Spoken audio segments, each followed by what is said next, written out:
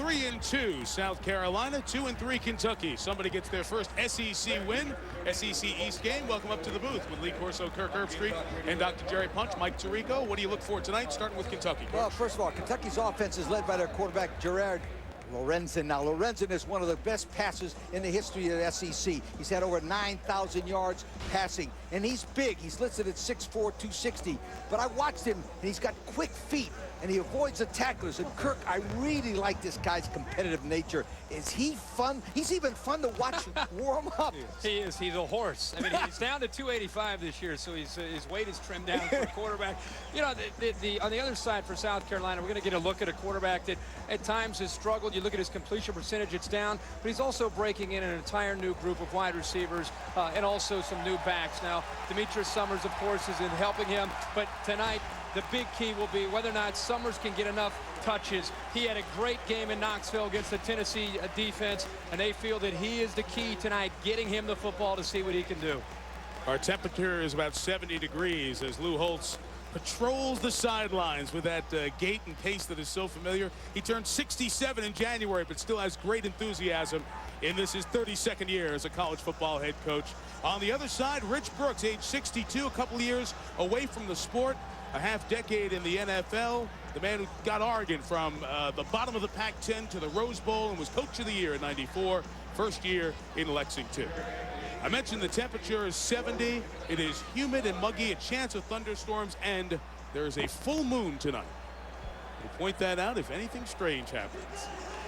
South Carolina won the toss, deferred the option to the second half, so we'll see Jared Lorenzen in Kentucky on offense first. But first we see that man, number 12, the senior Derek Abney, who has 7 career returns for touchdown, whether they be punt or kickoff. One more, and he equals the NCAA record.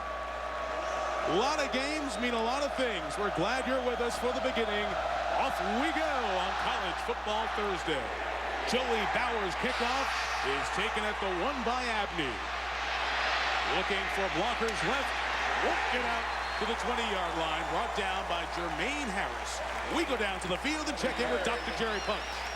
Thank you, Michael. You know, most coaches will tell you there's no such thing as a moral victory. You really don't gain anything when you lose. But this week, even Lou Holtz admitted that in their last outing at Tennessee, his team made a statement. In front of 107,000 screaming volunteer fans, they stood toe-to-toe with the 8th-ranked Tennessee team and matched them point for point and tackle for tackle. Defensively, Dante Robinson and company held Casey Clausen and Tennessee's potent offense to 266 total yards of offense and just 13 first downs.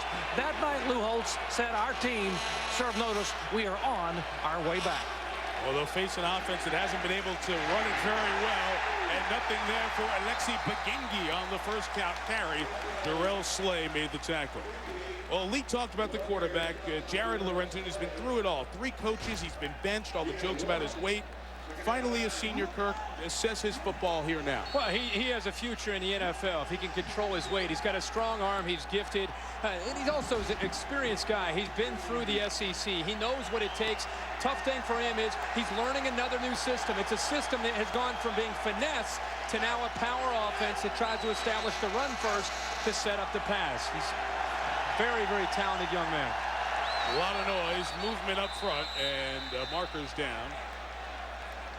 Rogers Redding, 10-year veteran of the SEC, more than 2 decades officiating college football. Will take charge of the game here tonight. Good ball foul. Ball start against the offense for a really good snap. 5-yard penalty, still second down. All right, let's check the Bud Light starting lineups around Lorenzen. 2 sophomore backs in Arliss Beach and Alexis Bagingi. Wynn Gaffron, the tight end, is injured and not playing his best. Abney and Bernard, the receivers. Offensive line, 4 seniors up front, 3 of them starting here tonight. The best is the right tackle, Antonio Hall, who's an opera singer. He's a baritone. Lorenzen, play fake. You see the elusiveness of Lorenzen. Sometimes he gets in trouble doing this. He put one up for grabs, but out of bounds and incomplete. Mo Thompson with the pressure. Jermaine Harris almost made the interception. That South Carolina defense harassing Rich Brooks' quarterback there, forcing 3rd and long. And over by the student section, where it is very loud and tough to communicate. The one thing about Lorenzen is the fact that because he was so big, he lost the Florida game. Remember, the Florida people almost knocked him down, Kirk. He threw the ball away, Florida intercepted and went all the way down. Sometimes his competitiveness is his own worst enemy because he tries to make something happen on every play. 3 receivers. They spread him out, try to run it with Begengi. And the sophomore from Quebec is put down by Jeremiah Garrison, second leading tackler. So the South Carolina defense, top 10 in the nation in stinginess in terms of giving up yards. 3 and out for Kentucky on the opening drive. So it's punt time with Anthony Thornton.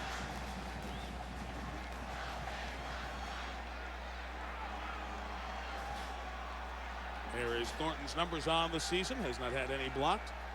Dante Robinson, starting cornerback, back to receive. Good kick. 47 yards. Robinson stops and starts. And a nice return out to the 45-yard line. Brought down by Shane Boyd, who is the backup quarterback on this Kentucky team. The return is not. The starting quarterback for South Carolina, Dondrell Pinkins, 8th career start. Lee, a confident kid who was almost benched a month ago. Dondrell Pinkins is a hot quarterback. The last 2 ball games thrown for over 350 yards, completed 52% of his passes. South Carolina scored 62 points in those last 2 ball games. He's the offensive leader for South Carolina. Headline with this kid, they're improving around him. He's getting his sea legs, and so are they as an offense. One of those offenses you wouldn't be surprised to have a big game tonight. Pinkins flushed out of the pocket. Puts it up and out. Smart play as he threw it away. One of the reasons he's under 50% completion. Darrell White with the pressure. Around him, handling the ball tonight, Demetrius Summers, the freshman. Dacus Turman, sophomore. These guys broke big players' high school records. Turner, the tight end, had a touchdown against Tennessee. Taki Muhammad and Troy Williamson's a game breaker. Blocking for them, senior Travell Wharton's the best of the bunch. His nickname, Big Baby. And he said, I can call him that tonight. Stephen Sine, a freshman right tackle, gets the start for Nashawn Goddard, who we will see at some point tonight. 2nd and 10. First run of the game is Dacus Turman.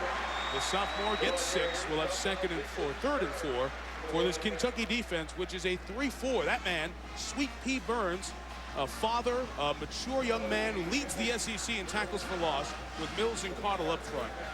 The linebackers, Darrell White is one of the sharp ones. He put the pressure on earlier, along with Anderson, Dustin Williams, and Deion Holtz. In the secondary, Mohamed Abdullah, the free safety, leads the nation, or 5th in the nation, with 4 INTs. Claude Sigel gets the start here tonight for Mike Williams. 3rd down toss is broken up and incomplete. So they'll have to kick it away, as Irvin Flowers did a nice job of separating the receiver from a would-be first down. So 2 3 and outs. South Carolina will kick, and they, like about 10% of the teams, they do something different on their punts, whether it's a rugby punt or a very wide split of the offensive line. And that's what they go to here. Look at how far they're split here, Coach. You know, your team, Syracuse, 1959 was the first time I ever saw that kind of a punt formation. They were very good at it. There's a national championship year there. Joey Bowers to kick it. Gets rid of it quickly, trying to kick away from Affey, who never fair catches, but has no return there. Ted Crawford, special teams coverage, 33-yard kick with no return.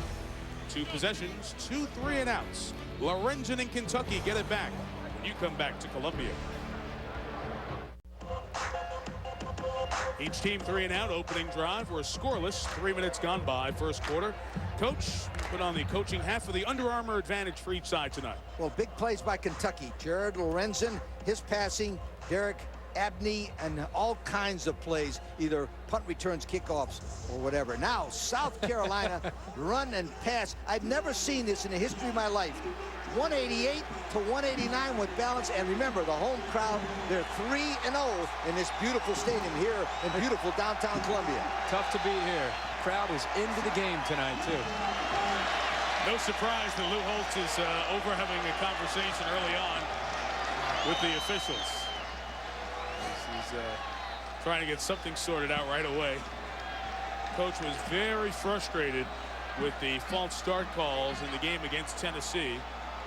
I don't know if the headphones are out of the Kentucky side. We're seeing all the South Carolina coaches take their headphones off. And that usually is an indication of such. That's a new rule they had. When I was coaching, a lot of guys used to turn the other phones off. No. I swear they would. No, not on purpose. Absolutely on purpose. And they go, wow, they said, we can't help it. Now they made a rule that if one side doesn't have the phones, the other side can't have it. Goes the other side. That's a nice rule. Yeah. Kentucky still has theirs on. Okay, there you go. Oh, no. And his like hand in the cookie jar. No. I wasn't taking a cookie. No. Just closing it up for you, Mom. Rogers Redding will get it all sorted out with this good SEC crew. Kentucky 2-3. Coming off the loss to Florida. They led 21-9 in the fourth quarter and watched it dwindle away with some turnovers. Second drive starts from the 17. The up back is Bagingi. And the youngster out of Quebec only gains a couple of yards. So they're really honing in on him here tonight. South Carolina's defense is a 4-3. Mo Thompson, he's got to step up because Darrell Slay has to play on the other end. George Gauze, one of their best defensive ends, is out. Big loss here tonight. The linebacking core, top two tacklers, Garrison and Lawrence, a junior college transfer, along with Lance Laurie. In the secondary, you've already seen Dante Robinson make a play. He and Ted Crawford's on the corner. Andre Gauzy, along with Jameisha Jackson, are the safeties. Shane Boyd, the backup quarterback, is one of the 5 receivers here for Lorenzen. It's Abney with the catch. Stuck at the 24. Marker in as well. Marcus Lawrence made the play. Now let's check on the flag.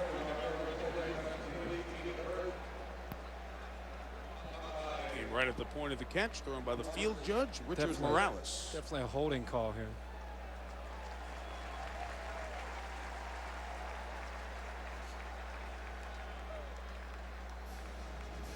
Rich Brooks coming in has assembled a very nice staff here at Kentucky. Veteran coaches. Guy Mars, who was the Kentucky coach, who has moved to Baylor. What a great win he had against Colorado last week. Against the offense, 10-yard penalty from the spot of the foul. Replay, second down. Guy Mars took all of his coaches to Baylor, had to assemble a new staff, and the offensive coordinator is a name familiar to college football fans. Well, Ron Hudson is now the offensive coordinator in Lexington. He, of course, was at Kansas State with Bill Snyder for so many years, and he's tried to implement the same offensive style here for Kentucky. And the thing that I think has hurt this offense is they've gone from being a spread offense to trying to learn a multiple package, an NFL style. And I think it's a difference in attitude for the offensive line and for the skill position. It takes some time. It's going to take some time for them to get this system down.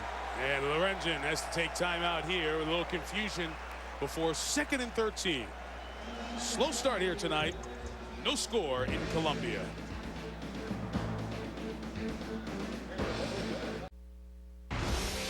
ESPN's College Football Thursday, brought to you by Reese's Peanut Butter Cups. Get lost in a Reese's. And by Budweiser.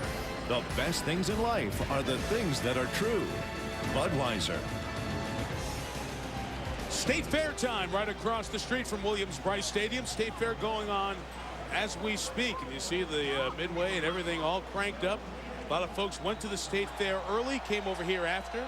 Some still moving their way in. After the timeout, 2nd and 14 from the 13. And Lorenzen throws complete to Chris Bernard. It'll be about a yard shy of the first down. Pick up 13 in front of Jermaine Harris. Kentucky had to take a timeout a moment ago. This is Lorenzen in the huddle. He's trying to get the play in, make sure everybody's on the same page. They get the play right, but the formations. Look at everybody running. You go left, right. No, all right, timeout. That looked like the ATO team in fraternity football. No one knew where to go. Funny you picked ATO. I wonder why. 3rd and a yard. Kentucky last in the conference in running the ball. Play clock at 1. Lorenzen trying to keep it. That didn't get started well at all. Just couldn't get out of the way of his own offensive lineman. And it will be punt time for the Cats. Now, you remember how I like short yardage quarterback sneak? Sure. Not with that guy. He did the two-step, Texas two-step, left and right. He's 390 pounds. He should go straight. I don't know if he's 390, but he's got to make up his mind. He either step left. The audible, you could see, basically, when he stepped back up to the line of scrimmage, he was telling the offensive line which way he was heading, where was the bubble. Problem is, once you get the snap, don't hesitate. Get up there and go. 280 pounds, forget the bubble, sweetheart. You make your own bubble. Yeah. You pop the bubble. Anthony Thornton to pump. Demetrius Summers is back. Nice kick. 43 yards, and the true freshman running back with the fair catch at the 31. So Thornton's gotten a couple away just fine here. 3 drives, 3 3-and-outs. Well, as South Carolina takes over, 1st and 10 from the 32-yard line. Take a look at the new color of money. The redesigned $20 bill.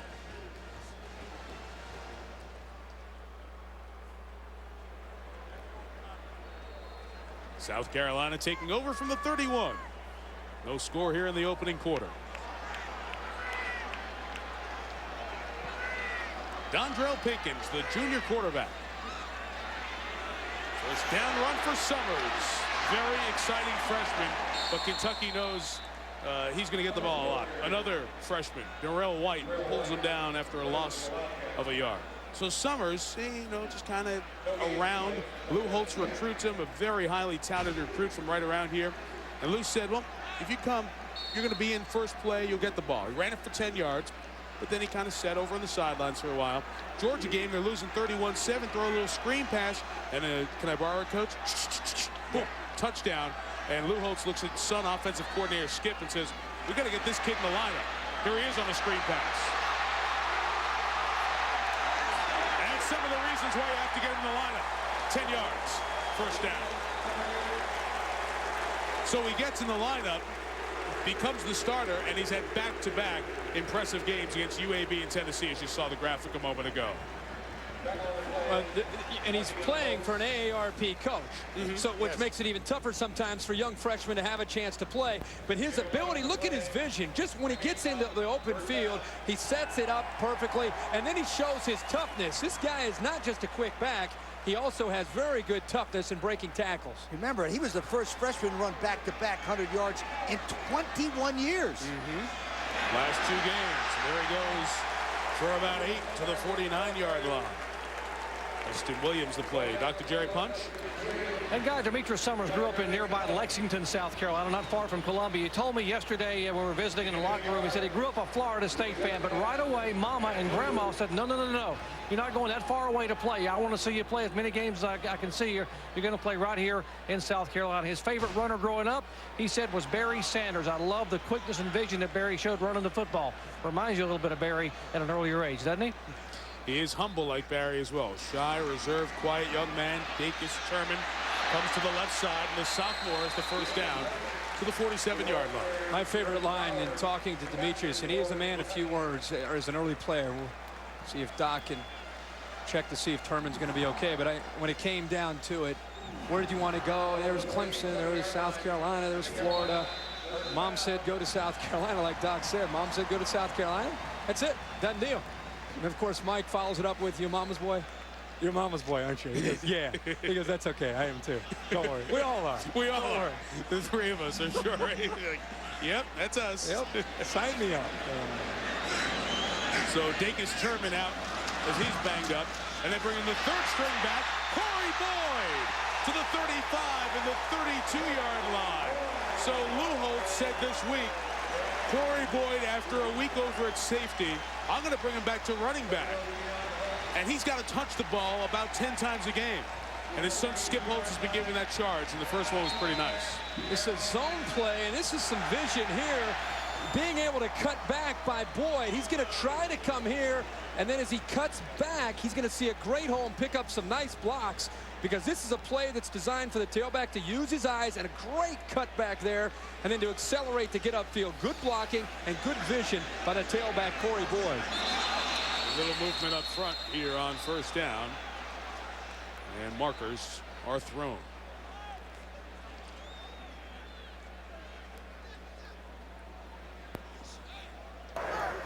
Dead ball foul. False start against the offense. Movement in the offensive line prior to the snap. 5-yard penalty, still first down. Had a real nice visit with Skip Holtz yesterday, offensive coordinator. Went out on his own after being his dad's offensive coordinator at Notre Dame. Was the coach at the University of Connecticut. Helped lay the foundation that Randy Edsall has taken. Really turned that program into a team that will compete at a good level in 1A. And now back here with Dad, 5 years at South Carolina. 1st and 15. They go to the freshman, Summers. A whole lot of white shirts from Kentucky piling on there and some pushing after the play. No flag thrown as he was stopped. I thought it was interesting in talking to Skip about his offense and the evolution of his offense. He talked a lot about in the offseason visiting with West Virginia, similar offensive spread. They were the best team at spreading and running the football last year, so he wanted to hear about how they did that. Then he went down to Lubbock, Texas, and he talked with Mike Leach about you're the best team that can spread it and throw it, and tried to take a few things from both offenses and has tried to incorporate that this year. 2nd down, Pinkins' toss is incomplete. It is behind the backup tight end, Brian Brownlee. They have had a lot of problems with dropped footballs this year.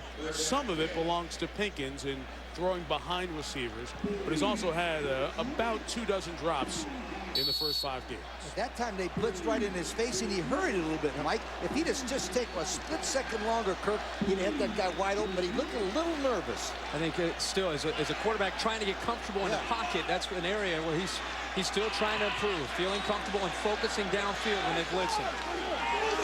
3rd down, Pinkins looking, pocket collapses, pass incomplete. Really had nothing open as the pocket kind of closed with the best SEC group in terms of sacks with 16 this year. The pressure that time came from Ellery Moore. Now from here, it's a 49-yard field goal, and Lou Holtz will go for it, and son Skip as well.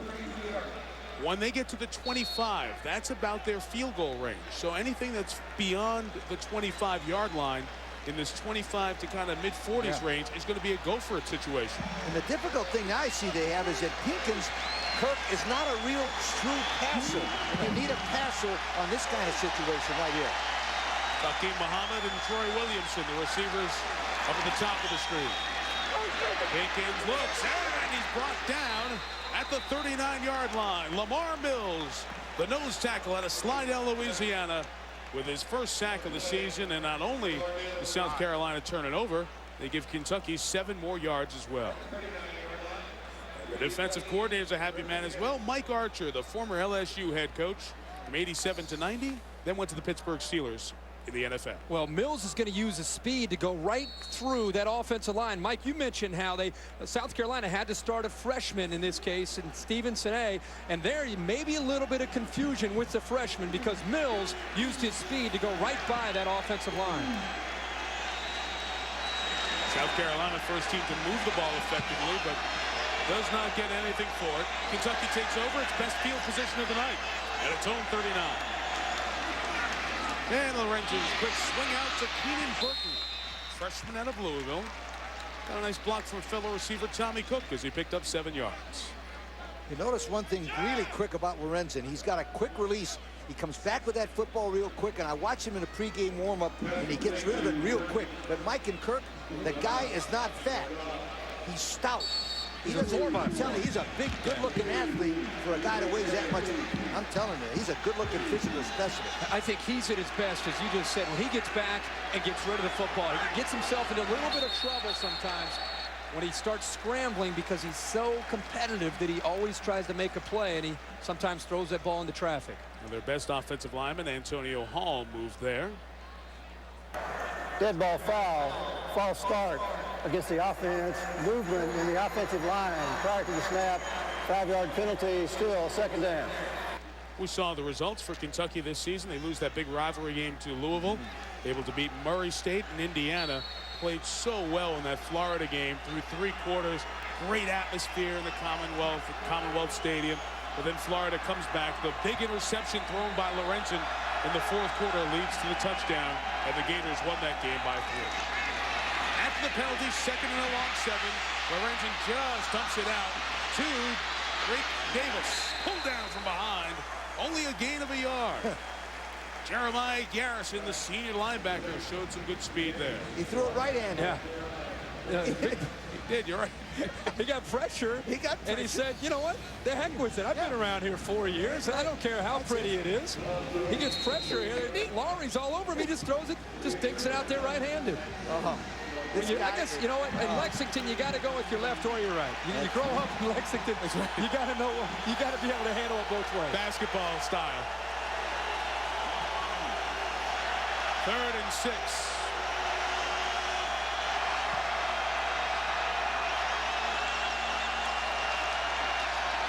Protection this time, marker down as Lorenzen loves to punt and run. He got the first down.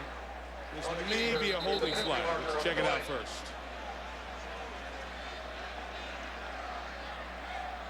Two men in motion at the same time. Okay. Island on the tackle for the Gamecocks. That's a couple of times now. A lot of motion and some confusion offensively.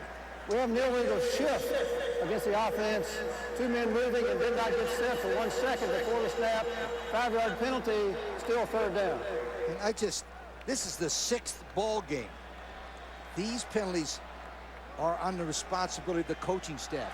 These are all coaching plays. They're not plays by guys that are less athletes. So Rich Brooks and his staff have got to pay attention and focus in on little things. 6 games later, you don't make these kind of mistakes. It's also their 3rd offensive coordinator, their 3rd system in 4 years. And this one is much more complex than the prior 2. 3rd and 11, you saw the students tower waving in the back.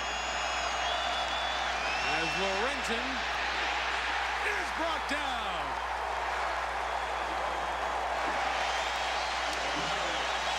Corey Peoples came in to make the sack. Rarely used this season. Peoples is able to bring down Lorenzen, and that is something he can brag about in film study. I'll tell you, there's some speed on that defense. These guys can run. That's SEC defense in red out there. These guys, that's not SEC offense. I know. Not from what I've seen. Not yet. Not yet. 3rd Anthony Thornton kick. Not his best. He get a good bounce out of it, though. He did. He's going to end up being his best yardage-wise. It'll turn out to be a 51-yard punt and a long field for South Carolina after this timeout. Well, Peoples and Garrison and the South Carolina defense have come to play this College Football Thursday. How about your little man out there? Now, we mentioned the State Fair going on across the street. Some good, high-quality, healthy food. Elephant ears, caramel apples, you name it. Lee, you want a corn dog during the game tonight? Corn dogs. That's one of the reasons why I was hoping we'd go to Texas, Oklahoma. Because remember, corn dogs. Oh, corn dogs. We had 150 of those things. Elephant ears. Elephant Good ears. stuff. State Fair's going on in Texas. That's right. As well, in Dallas there. Oklahoma, Texas. That's Yep. where we were. There's a crowd. I'm telling you what. They average over 80,000 people at this place with an 0-11 record. That's all you need to say about That's all I got to say about South Carolina. Dontrell Pickens, the quarterback, keeping, hemmed in, and brought down. So Pickens unable to get anything going. Loss of 2. Dustin Williams in on the play, along with Lamar Mills, who had the sack a moment ago. Well, huge Friday night of college football moved because of the baseball playoffs. Michigan goes to Minnesota to take on the 6-0 Golden Gophers. And on ESPN2, we have another one of the 11 undefeateds in the country, TCU, at South Florida, 3-1. College football on ESPN and ESPN2, every game a must-win. That will start Separation Saturday. A great lineup of games across the family of networks, ABC, ESPN, and ESPN2. Pickens with time, down the middle. It's caught by the tight end, Hart Turner, to the 45-yard line. Nice 27-yard catch and throw. That's the first time that Pickens stepped forward. Kirk, I want you to watch this as a quarterback. He got good protection. Now watch him step forward. Right there. That's the first time he stepped forward to throw the ball. And boy, that's a great catch by Turner, wasn't it? Great concentration, good throw. But Abdullah, the safety's got to get off the hash and make this play. Get over there and make the play at the very least. Knock the football down. First and 10 for the 45. The true freshman, Demetrius Summers. Speed to get to the corner, but only a couple of yards. Nice job by Kentucky with Mike Williams, the strong safety. And Irvin Flowers coming over for the stop. Skip Holtz told us yesterday, times he'll have to tell Demetrius Summers in practice, come on, let's pick it up, let's pick it up. Then he'll start to look at the film, and he'll say, you know what? He's going faster than everybody else. He just looks so smooth when he runs. He almost looks like he's going half speed. And you can even see it there. He picked up 3 yards, and he looked like he wasn't moving that fast. I think it's his natural smooth gait that he has.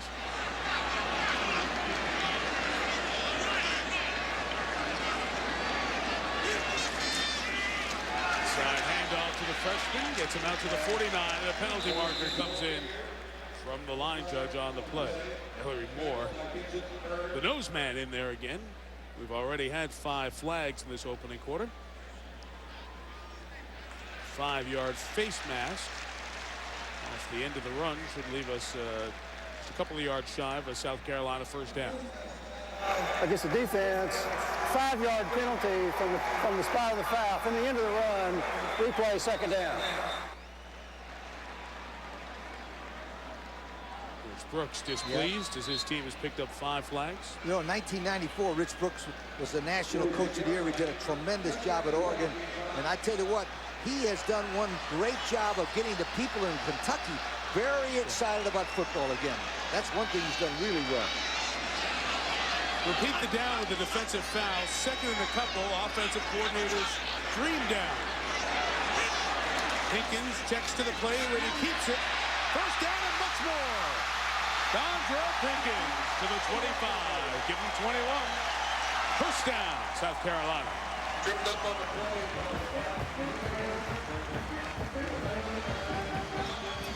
This is just kind of a counter play where you're going to have the misdirection of the back coming this way, and then you're going to have your quarterback, instead of being a running back, just come straight back. The offensive line does a really good job of walling it off, not letting the linebackers get there. And then look at the instincts. Once he runs the football, he looks like a tailback when he gets in there. That's what the Kentucky defenders said. They've got 2 running backs back there. They got a bunch of guys who can play that back. Dacus Turman, maybe the most complete of the running backs, picks up 3 on his first down carry. The right tackle, Woody Telford, really did a nice job. He's 6'8", 333 pounds, the right tackle, a sophomore from Miami, Florida. And what he did that time, Kirk, as you were talking about, he got up and he screened the linebackers. Keep your eye on see number 77. Yep. All he didn't lose his feet. That was a nice block by Telford there. Just push him one direction and let Pinkins either cut to the left or cut to the right. Play 7 of the drive. The first 6 have covered 60 yards. And Dacus Turman cuts it to the left side. Will be a yard shy of the first down as a fast-moving first quarter spins down to a close. Kentucky 10 plays, 26 yards, 5 penalties. Not a good quarter offensively.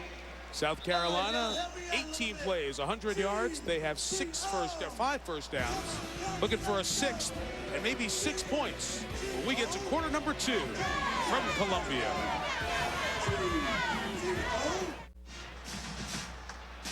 Very snappy opening quarter here in the SEC East. Winner tonight gets the first win of the season and won't be too far out of the race at the top of the conference. Everybody in the SEC East nicked up once already. Quarter number 2 begins with the first red zone snap of the night across the street from the State Fair. South Carolina has 3rd and a couple. And Dacus Turman will have the first down across the 15 and to the 14-yard line. All the talk about Demetrius Summers, the freshman. Dacus Turman, sophomore out of Georgia, hard-nosed back who broke Herschel Walker's Georgia high school rushing records. He comes out as Summers comes back in. You throw in not only Turman and Summers, but occasionally Corey Boyd gets an opportunity, and even Kenny Irons. They've got some versatility in the backfield of South Carolina. This is where the freshman Summers is so good. Lone back to use that vision and shiftiness. Pinkins gives it to him. He's got an opening. He's at the 10. He's at the 5. Out of bounds, just shy of the goal line. It's a 1st and goal for South Carolina. Mike Williams pushed him out. We've been talking about Summers' ability to see the field, and this is designed to cut back. Boom! Look at the cut on the dime and cuts back. Good job on the backside of walling off the Kentucky defense. And Summers almost takes that into the end zone, but the vision was outstanding. Look at that. The second tight end, number 39, Brian Browley, was the reason why that play was good, because he stayed with the outside containment and took him right over to the middle. Two tight ends. Summers the lone back. He is hit and stopped. Good penetration from Dustin Williams. Sophomore out of Illinois who grew up dreaming of playing at Ohio State. Linebacker for Kentucky now. Made a good first down stop. I'm surprised an AARP coach like Lou Holtz would not have a lead blocker on the goal line. I don't like these guys that spread everything out and use one blocker because you don't pick up the linebackers to stuff them. I bet you right now he puts a lead blocker in there. Yes, sir. Oh, Lou learned. Gavin Ford, 236-pound senior who hasn't carried it this year, is that lead man for Turner. No signal yet. Touchdown. There we go.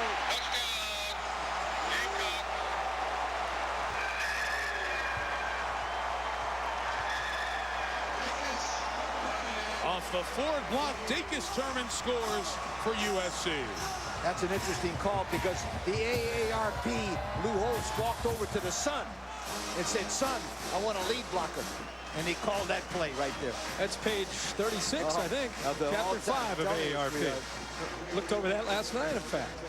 Dacus Turman's fourth rushing touchdown of the season. A penalty marker down before the extra point try. Remember Lou Holtz coached for Woody Hayes. Oh, yeah. At Ohio State. 3 yards in a cloud of dust, right? Absolutely. Dead ball foul, false start against the offense, movement in the offensive line, 5-yard penalty, still the try. How many times did Lou bring up Woody Hayes in that meeting that we had? Enjoyable 40 minutes or so we spent with Coach Holtz, who had a proud accomplishment this year, passing Woody Hayes on the all-time career win list. Daniel Weaver for his 9th extra point try of the season. And he's made all 9. South Carolina leads 7-0.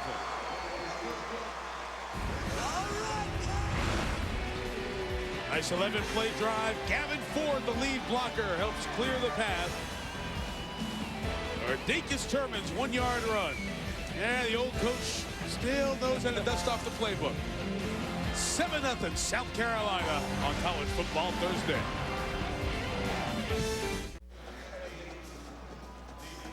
Glad you've joined us on College Football Thursday. South Carolina leading 7-0 after a scoreless first quarter where Kentucky was unable to move the ball in its 3 drives, 3 3-and-outs, no first downs. Most sustained drive of the night, 11-play one from South Carolina, led to the touchdown. That makes it 7-0. There's Derek Abney. We mentioned if he can take a kickoff or punt return back for 6, he'll join Cliff Branch and Johnny Rogers with 8 total kick returns for touchdown in his career. Now, the reason they do that is so that the kicker won't know where he's going to line up. They didn't care the first kickoff. They kicked it to him and said, come on, sweetheart, see what you got. Brown's kickoff comes to Abney, 3 yards deep, and they'll take a knee. As advised by Drake Davis, who was back there with him. So another long field for the Wildcats. As Kentucky takes over, 1st and 10 from its own 20, you can take a look at the new color of money, the redesigned $20 bill. Here we go, Gamecocks, here we go. Here we go, Gamecocks, here we go. The Kentucky offense, as we mentioned, last in the SEC in rushing, last in total offense, 10th in passing. Clearly a work in progress. With a senior quarterback in Jared Lorenzen, who's in his 3rd different system.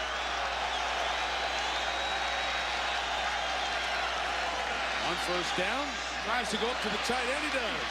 Quentin Gaffron with the catch out to the 39-yard line. This 2nd-generation Wildcat picks up 18 yards. For those of you just tuning in, here's the game track. Tell you what you missed in the opening hour of our Thursday night game. South Carolina's 11-play drive capped off with that Dacus Turman touchdown run from a yard out. Demetrius Summers, the freshman, had the big plays there. What you just saw was Kentucky's first down of the night after three and outs. He spotted at the 38. Keenan Burton in motion. He won't take the handoff. The running back will. Alexi Bagingi. And the French-speaking back gets a couple of yards before Jeremiah Garrison makes the tackle. You can see some adjustments that Ron Hudson, the offensive coordinator for Kentucky, has made, at least here, these first two plays. The quick fake up the middle, getting the defense to attack because South Carolina is just flying to stop the run. They went right over top of that blitz. And then this time, using a little misdirection with a fake reverse and handing it up the middle. They're trying to take advantage of a swarming South Carolina and aggressive South Carolina defense that's been able to control things so far. Arliss Beach is in there now as the tailback. Beach, a sophomore out of Ashland, Kentucky. Lorenzen trying to set something up. Eludes Mo Thompson. Now he's in trouble, and he tucks it before he's hit by Darrell Slay. A loss of 7. Slay in for the injured George Goss. Comes up with a nice play. If you understand Lorenzen, Jared Lorenzen's philosophy, he's never given up. He's such a great competitor. As we talked about here, Kirk, he's big enough to get away from the guys, but sometimes he just doesn't know when to go down. You know what? Sometimes just go down, young man. There's another day. Live another day. Live another day. But boy, is he a competitive football player. 3rd and 14. And a lot of noise. Trying to get on the same page. Pressure coming. Lorenzen is flush. They had nobody open. Not a soul. He threw a lateral to Win Gaffron, the tight end. That gains a yard. I don't know a lot of football, but I guarantee that was not the design of the play. We might want to show a shot of Ron Hudson right now up in the booth as he talks to Jared Lorenzen on the sideline. You know, this has been something, even coming into the game. Oh, gosh, there he is. I've been there. Woo. Even before the game, coming into the game, Jared Lorenzen has had a problem. He knows he has a problem when it comes to trying to make something happen. Lee just said, throw it away, take a sack, whatever, anything, but throw the ball like that. Just cannot get himself to avoid making those mistakes. Bounced to Anthony Thornton. He got it away. Got away. Good kick, too. 42 yards. Taken on the run with some space now. There goes Dante, or rather Summers, I should say. Demetrius Summers pushed out of bounds at the 49, a 29-yard return.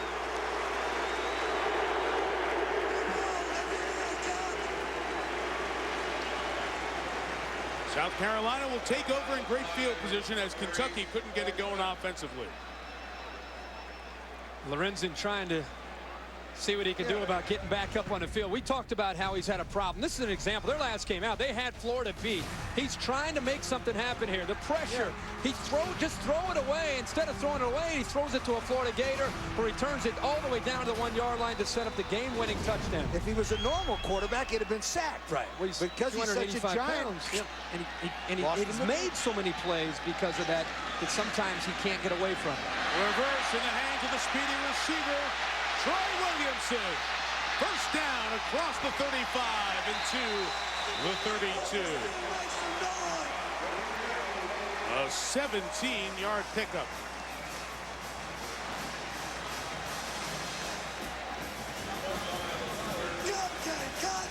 Come on! Now that play was called by Skip Holtz. That is not an AARP. That's a handoff and a pitch out and a reverse. That's new generation football, Kirk. Well, the big fella out front, Levy's got to keep moving. That's it, Skip. Good call. 6'7", 340, trying to lead the way with the quarterback, Pinkins.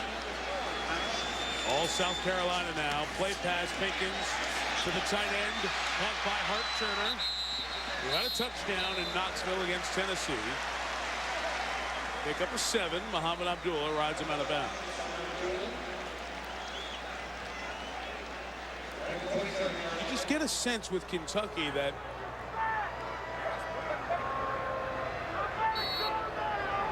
their lack of ability on offense to get anything going really puts their defense, which is, I think, a decent defense, on its heels. So Mike Archer's unit really up against it after the momentum swing there.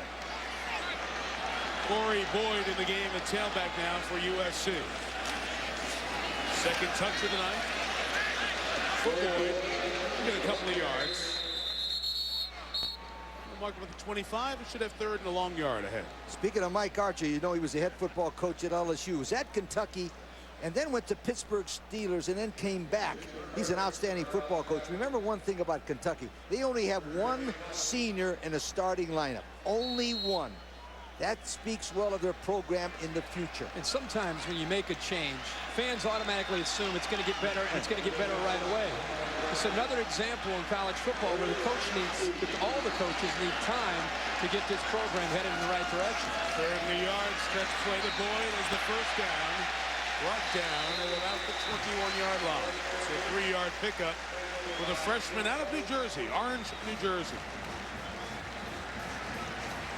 South Carolina moves towards the red zone. I want to remind you there's another game tonight on ESPN2. You'll see Bradley Van Pelt, Colorado State, in Provo to take on BYU. Colorado State already nicked with a conference loss.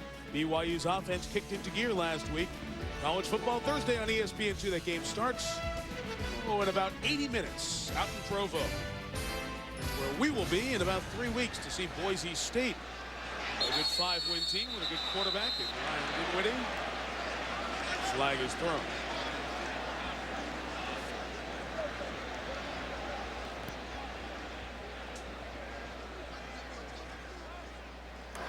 Have a dead ball foul, false start against the offense, movement in the offensive line prior to the snap, 5-yard penalty, still first down. You guys going through withdrawal? Did you wake up this morning and wonder why we weren't in Provo? And that's like our game, Colorado State, BYU. In the past, that was our wheelhouse, right? It was home. Check into the hotel in Provo. Hi, Mr. Herbstreit. Good to see you again. How are the kids? Good, Mr. Corso? Looking for the rodeo in Fort Collins. It said we got the state fair out here. Look at Lou. Look at those up and down, up and down. We're keeping track of him tonight? Yes. Yards? Yeah. Yards gained by Lou. I tell you what, he's got more than Kentucky does. Pinkins, big ball for the corner, incomplete. He was trying to get it to Troy Williamson. Williamson in conversation with the corner, Irvin Flowers. Well, we were joking about Lou Holtz at age 66, turned 67 in January. Still has the emotion of the Lou Holtz we've seen at all the other coaching stops along the way. Go back to William and Mary in the 70s.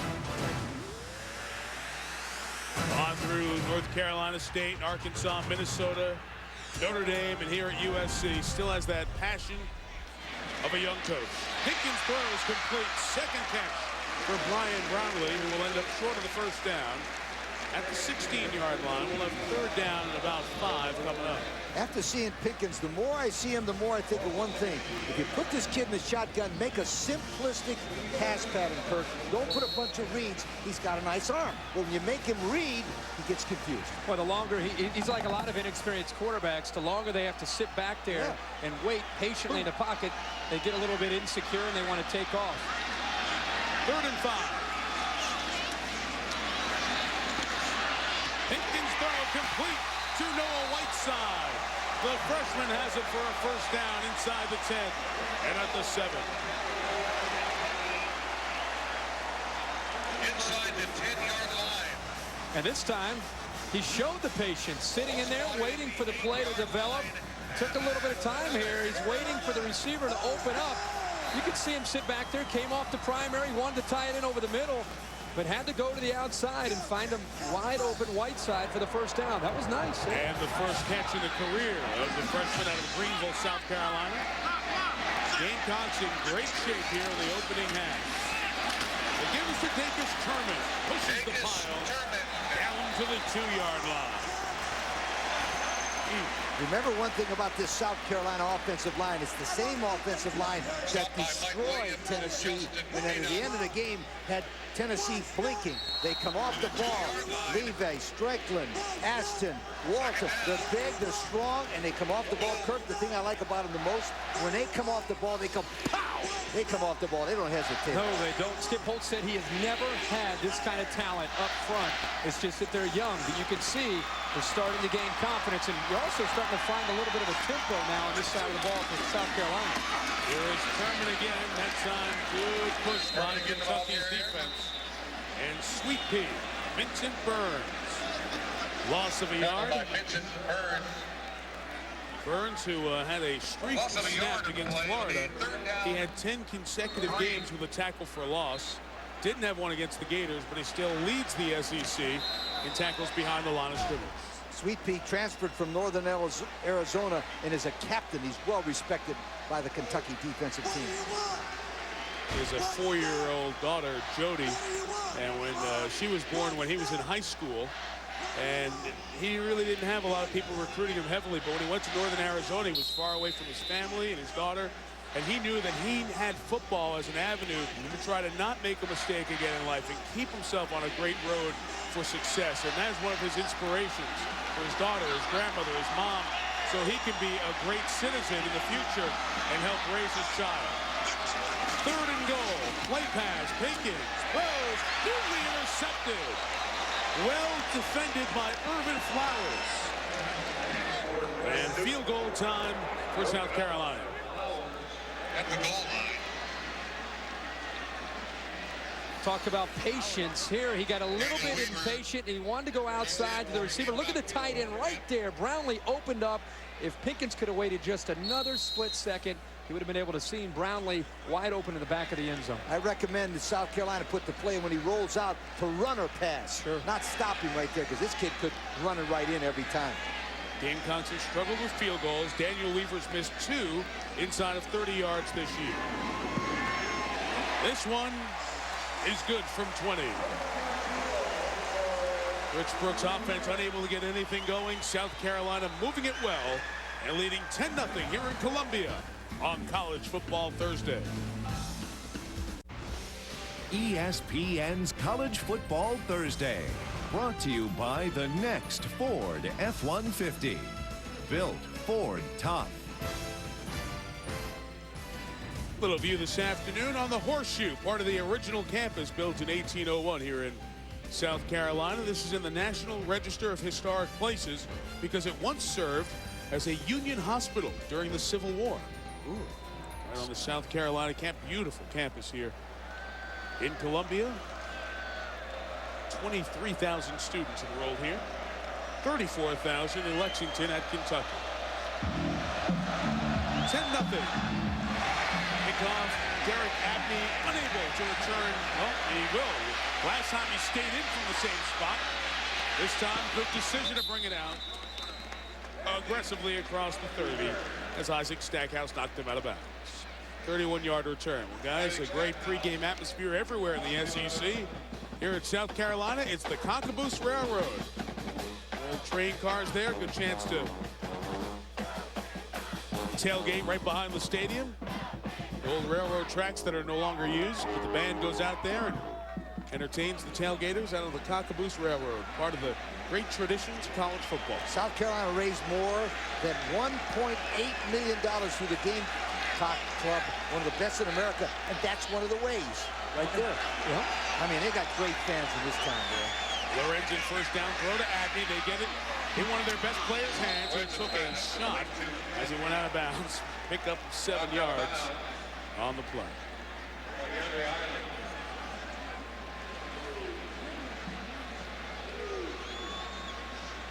Didn't feel good. Didn't sound good.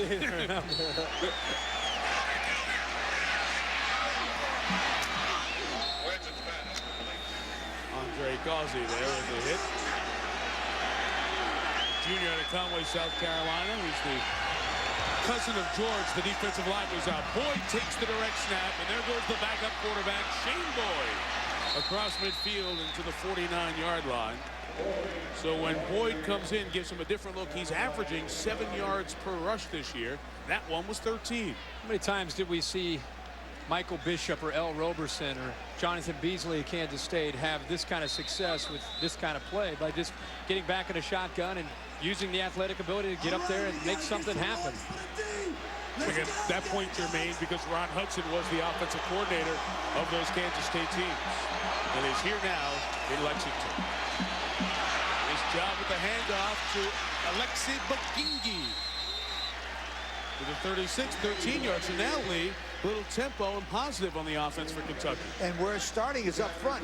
Matt Huff Nate Van Sickle, the left side of the offensive line, 6'5", 300, 280 pounds. They're coming off the ball on the left side and sticking it to the South Carolina's face now and stick with this block. 61 there. Matt Huff made a tremendous block along with 70, Jason Robbins. Rollins, who was injured, last-second decision to start. He returns from the shoulder. Here's the handoff to Keenan Burton, the freshman out of Louisville. Another first down to the 24-yard line. That's a pickup of a dozen, and there's a run from the quarterback out of the gun, and the running back with the reverse motion with the receiver, and then the receiver, all first downs. Watch the hustle here by Bagingi. This time he is going to fake the handoff, and he's going to get upfield and pick up a block. This is outstanding effort, and it really allowed Burton to pick up the first down here. Watch Bagingi carry out the fake. Boom, picks up the block and a first down. Great effort there. He's getting good with that thing, Lee. He won't let me use it. That's the AARP thing. CFL looking play here as Lorenzen fakes it, now throws it away. There you go. That's allowed. Penalty marker down. How to do that.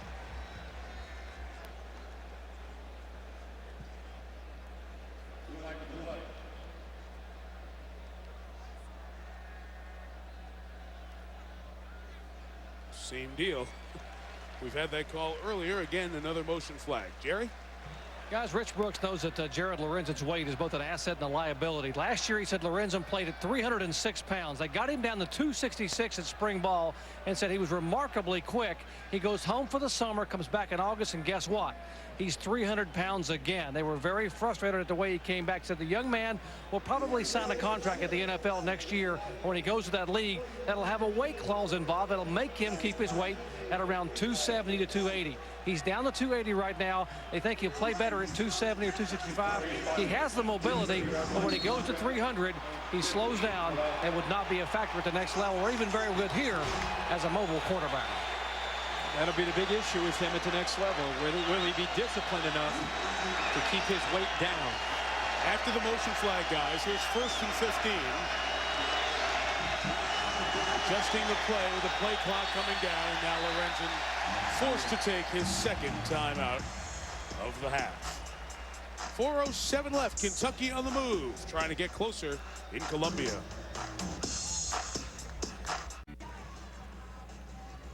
With Lee Corso, Kirk Herbstreit, Dr. Jerry Punch, and our great College Football Thursday crew. Mike Tirico, glad you're with us in the state capital of South Carolina, in Columbia, with the state fair going on across the way. And across the street at Williams-Brice Stadium, South Carolina on top 10-0. Jared Lorenzen trying to get Kentucky in the end zone here, Coach. Lorenzen is a good athlete. Let me tell you, a 3-year letterman in high school basketball. He took his team to the famed Sweet 16 tournament in Kentucky. And ladies and gentlemen, that kid's an athlete. Forget his weight. There is shovel pass to Drake Davis up the middle and to the 15-yard line. Nice call there for a 14-yard pickup. We'll have 2nd and 1 coming up. Stopped by Rodriguez Wilson. A little bit of an athletic play. Kirk, watch him move to the right. It's the shovel play made famous by Lee Grosscup at Utah. Right there. Little pass, gets the ball. Nice little action with his hands. I tell you what, I know he's heavy and I know he's big, but let me tell you something. That kid's an athlete and he's a competitor. In the red zone where Kentucky's been good, Bagingi spins and turns down to the 11. First down. Who first ran that play? Who was that? Lee Grosscup, Jack Curtis. This long before you were born. Your dad remembers. I know. I'm just saying. I just wanted to make sure I know. University of Utah, it's called a shovel pass. Right. The Utah pass. Lee Grosscup made it famous with Cactus Jack Curtis. There you go. A lesson. It was almost that no-look pass on the fast break. A little hoops there for Jared Lorenzen. 1st and 10.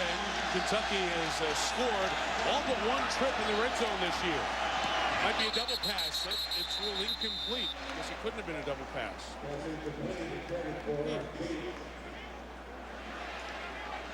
was intended for Arliss Beach.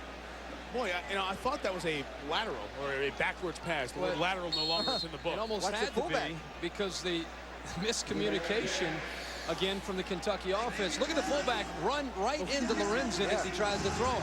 That's okay. That was fine. It was right down the line to 14. Oh, yeah, but I'm talking about the fullback. the big I don't understand coaches automatically with 90,000 people and they're all by the student body and they automatic. Tell me why. Lou Holtz and the Carolina defense take a timeout. We'll give you a reason to come up with an answer here. Thank you. I can tell you why. You can? Yes, sir. You want to do it Trying after to the coach break? too much. Okay, then Let them play.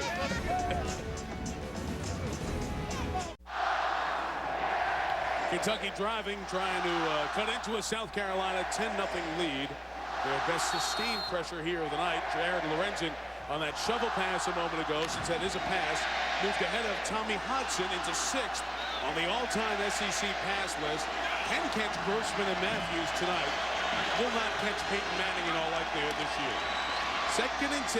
This is incomplete pass intended for Derek Avenue.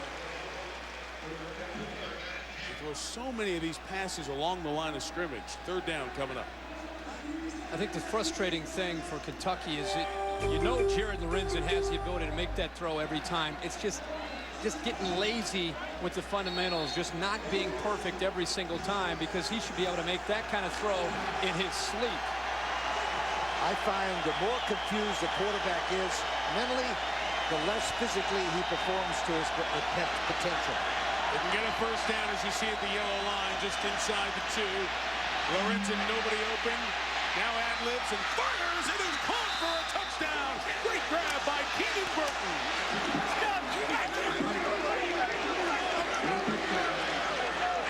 A huge play for Kentucky. Lorenzen able to keep it alive for the touchdown strike to the freshman.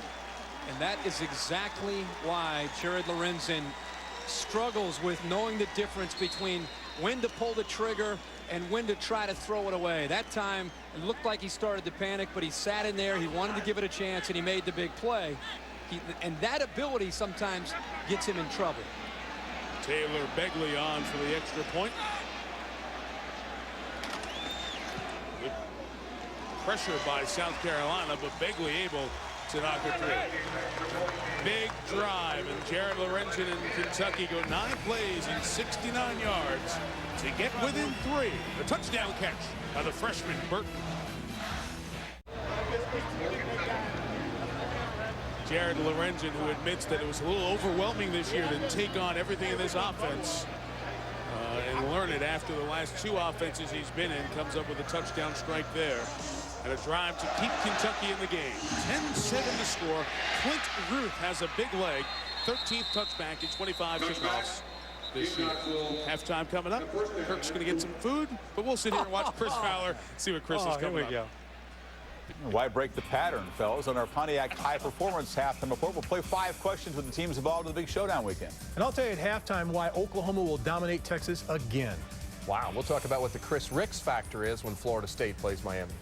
Also, we'll have the latest on the Kobe Bryant preliminary hearing. Some stunning and very graphic testimony today in Colorado. That's all coming up in the Pontiac High Performance Halftime Report. Mike? All right, Chris, Trevor, Mark, thank you, guys. We'll see you then. South Carolina drive start from the 20. Last drive resulted in a field goal. 2:55 remaining here in the half. Their junior quarterback is Dondrell Pinkins. He hands it to the freshman, Demetrius Summers, who picks up about 5 yards. 2nd and 5 ahead for the Gamecocks. And we remind you that Friday night, good college football games in the Metrodome. Michigan takes on Minnesota at 8 Eastern at the same time on ESPN2. Just like Minnesota, undefeated TCU visits South Florida at game in Tampa. ESPN and ESPN2, college football. 2nd and 5, swing to Summers. 1st down and more across the 35 to the 39-yard line. Ellery Moore made the tackle, pick up a 15.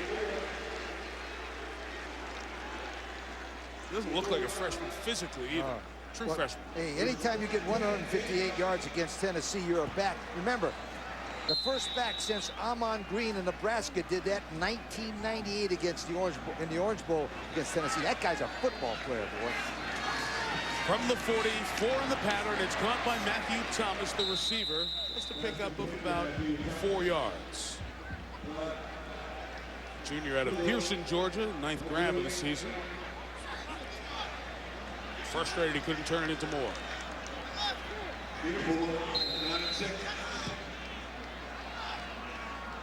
South Carolina went right into the hurry-up offense from the opening snap of this drive.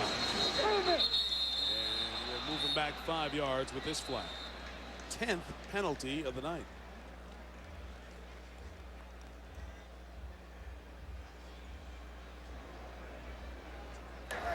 Have a dead ball foul. False start against the offense, movement in the offensive line prior to the snap. 5-yard penalty, still second down. As the 4th South Carolina penalty for false start. Lou Holtz was so annoyed that they had so many false starts against Tennessee. He thought that was signals being called by Tennessee defensive players, which would be a penalty against Tennessee, but they were not called that way. But here, no excuse. Second down, long ball coming for Thomas, incomplete. Claude Sigel, junior out of Evanston, Illinois, broke it up. The illegal procedure or the false start that has happened to hurt this offense. I think it's interesting when they get in the shotgun. Once the quarterback yells out the protection, he gets back there. Instead of clapping or raising his hand to signal to the center, I'm ready. The center, once everybody's set, actually, as he snaps the ball, yells "hut" for the offensive lineman to hear him. And I think that's why sometimes they play these teams. They hear the offensive lineman yelling "hut." They try to throw some kind of signal out there to get people to move. I think this flag's on Kentucky as Savell Newton, another freshman out of Wallace, South Carolina, picked up 6 yards. That was 3rd and 11. So they didn't pick up the first down. It was offside on Kentucky. They'll take the flag and they'll live to go 3rd and 6. What's interesting about that is Strickland as a center, he can yell "hut, hut" up there like he's a quarterback, and then if he sees somebody go, he has the ability to control when to snap. We have offside against the defense, the defensive player in the neutral zone at the snap. 5-yard penalty, replay, 3rd down. And some teams do what they call a silent snap. The center, everybody gets set. The center just snaps the ball when he's ready, and everybody looks in at the football, and then they move. That's called a silent snap, especially away from home. 3rd and 6 after the offside penalty. Pinkins throws underneath. The speedy Thomas has a first down and more into the Kentucky secondary at the 43. And the fans in Lexington are just frustrated because Kentucky's seen this happen before. A penalty on a play that would have had them off the field. It was 12 men on the field against Florida last 10 days ago in the last game. Here, a pass that would have been 4th down and 6. Instead, the offside, it's 3rd and 6. Carolina keeps the drive alive into the final minute of this first half. Pinkins got a block, has some time, and throws incomplete for Matthew Thomas. Well, the freshman Summers gave him a chance by getting the block on the edge, but the pass was too low. It's a chance for South Carolina to try to get not only more points, but in order to get there, they've got to be able to have the ability to throw the football. That was something that Skip Holtz said. That's the difference this year with this offense. We're no longer just a team that can run. They feel the potential now with guys like Troy Williamson and Matthew Thomas and others can help get the ball downfield. And we'll see if they can prove that here to try to get some points. I'd run a swing pass or something, get that Summers the football. 3 receivers near side. Draw for the quarterback, Pinkins, all into the traffic there. Tied up to the 38. Be a great time for a timeout. You've got a couple, and here comes one at the 38-second mark. 1 timeout remaining for each side here tonight. South Carolina 10-7 on top. Again, both of these teams 0-2 in the SEC East.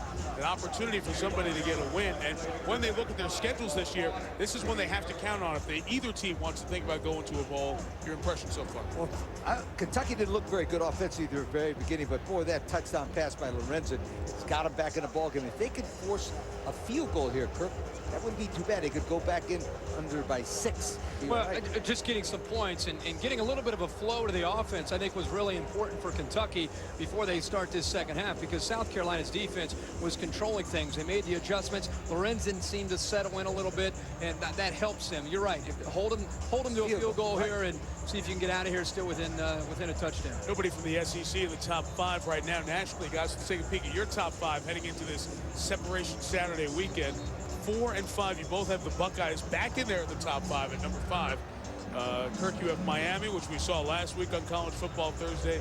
Lee, you have Florida State at number 4. We'll see your other 3 in the second half. Well, I can promise you, Florida State is behind Miami for psychological reasons in my side. Oh, you're admitting it now. Oh, I'm admitting it. Oh, yeah, there's no question. There's no question about 4 and 5 on both of Lee and my top 5. Here's Pickens' throw. It is caught for the first down at the 30-yard line. It's their best receiver, Troy Williamson, the sophomore. So a nice third down pickup. They need to get about 5 more yards to get in field goal range. Half minute to go. And again, you see Pickens get back, and as soon as he gets back, he delivers it. And when he does that, he's right on the money. Out of the gun. Looking for one to break free. That's in traffic down the middle. Nearly intercepted. Claude Seguel then there again on coverage.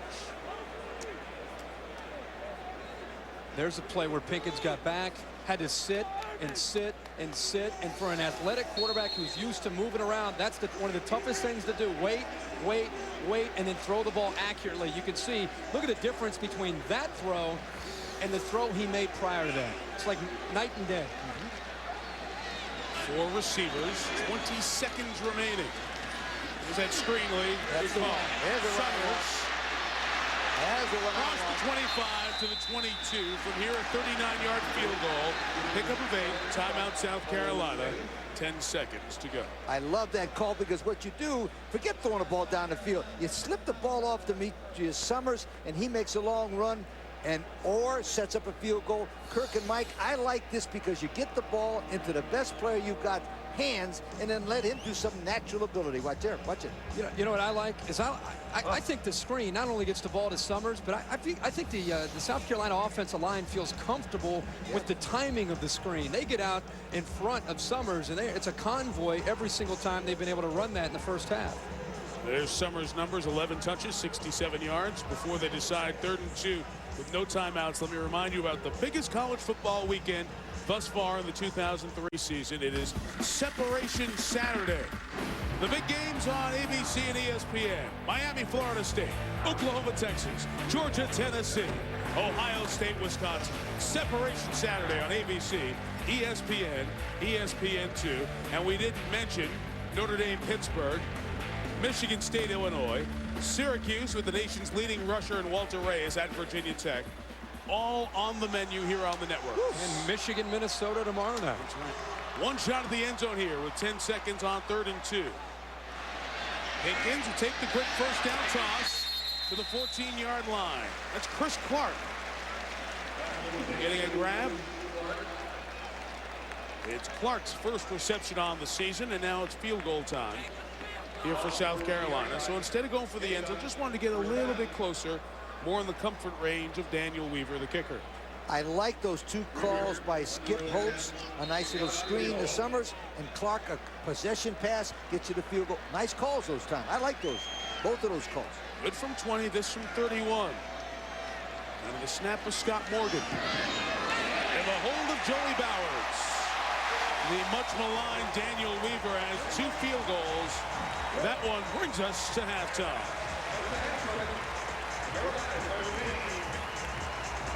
Lou Holtz's team leading 13-7 over Jared Lorenzen and Kentucky. Pontiac High Performance halftime report seconds away.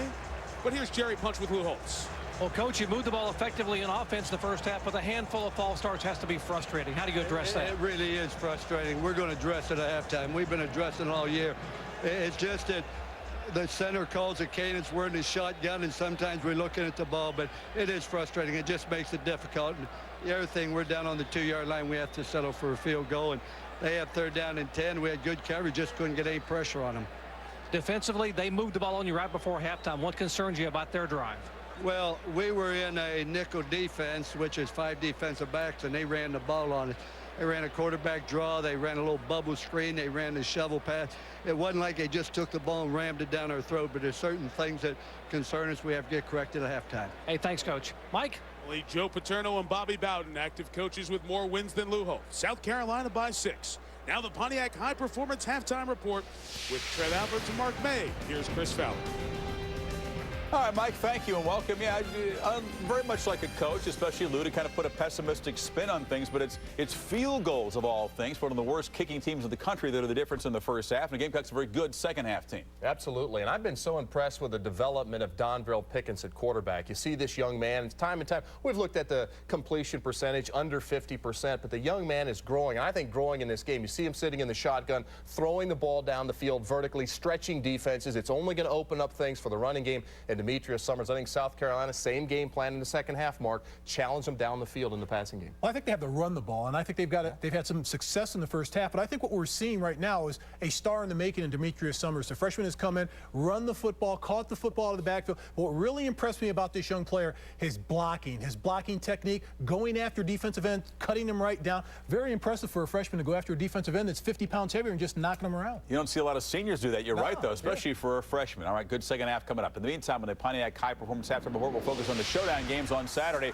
Can Texas with a QB tandem finally not get smothered by that Oklahoma defense that dominated the last couple of years? And in Tallahassee, it's Miami and Florida State. Can the Noles finally win a close game in this series? It was wide right, and it was wide left.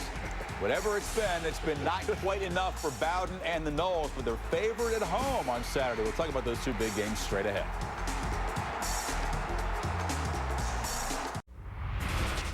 Results on our Singular Wireless poll, almost 31,000 voters. You know, Longhorns, Sooners, Buckeyes, Badgers, Vols, and Dogs all impact their conference races, but of course the game with the most national title impact, the only battle of unbeatens all month, Miami and Florida State, and that's the way we saw the vote, right? Absolutely, that's the way it ought to be.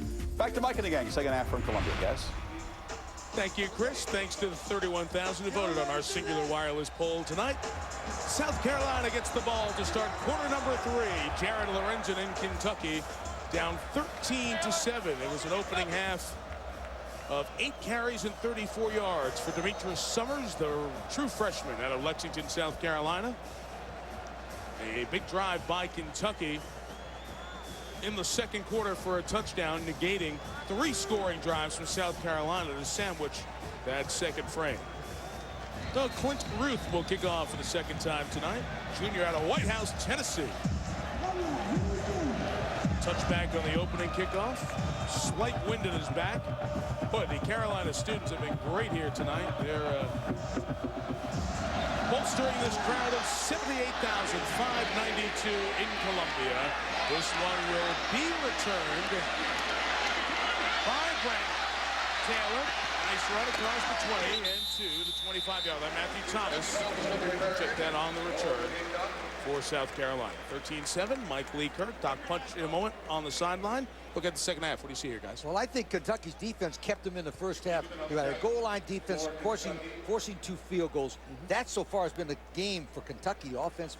Well, yeah, and I think South Carolina has hurt themselves. They've had an opportunity to pull away a little bit, but Kentucky's taken advantage of some breaks to keep it a close football game. It's interesting. South Carolina, they've got to run Summers. Get him the football, as many touches as you can in the second half. And for Kentucky, see if you can find the continuity that they had there late in the first half by trying to mix up some of their play calling with the run and the throw. Quarterback Dontrell Pinkins, 11 completions in the first half. Starts with a run of about 4 yards to Dacus Turman, the sophomore. Well, here are the numbers. See the big first down advantage for South Carolina, able to do more drive sustaining there. Kentucky on the lopsided end, almost 2-to-1 in yardage, and 11 flags in the first half.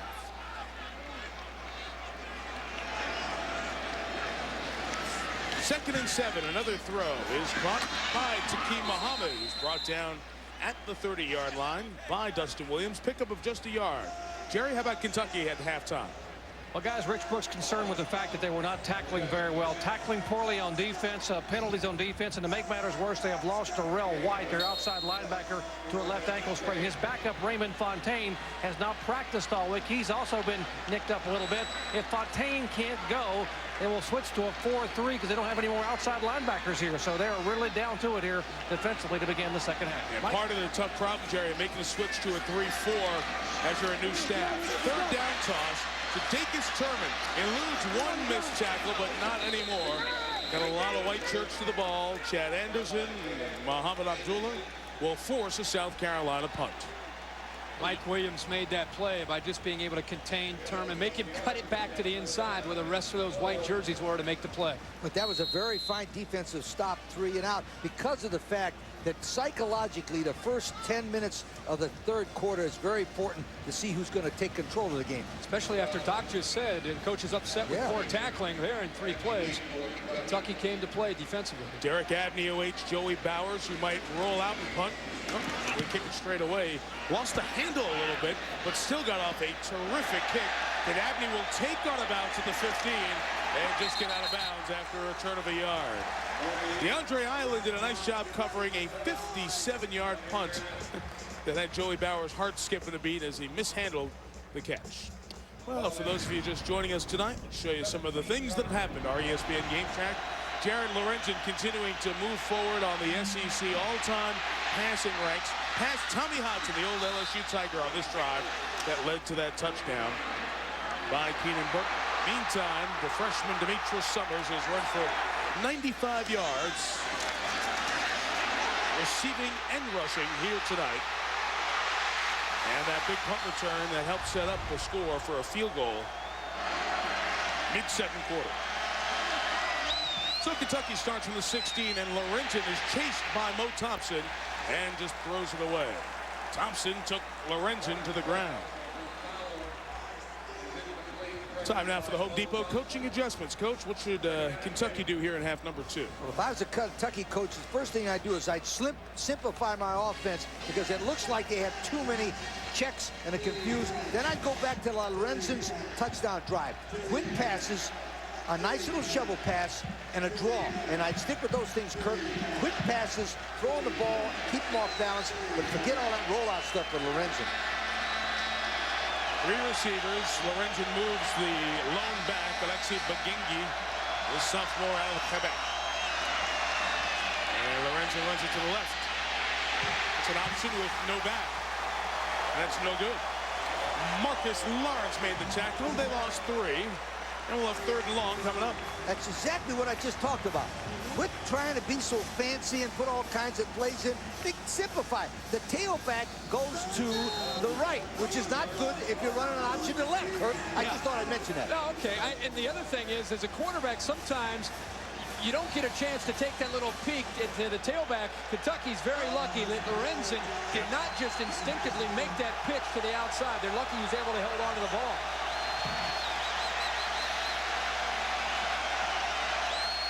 Needing to get to the 27. Lorenzen's got room to run. He's got nobody to throw it to over there. See that pump fake? There's one problem. Putting a white shirt on that side. And he gets verbally beat up by the Kentucky students, as he has been most of the night, as he's run out of bounds by Teddy Crawford. The pump fake was to Rich Brooks. There wasn't a receiver on that side of the field.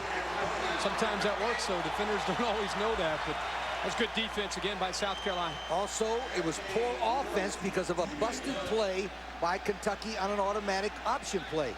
They've got to simplify the attack and just use Jared Lorenzen throwing the football in quick draws and hang in there. Anthony Thornton set to punt. He's had a good night.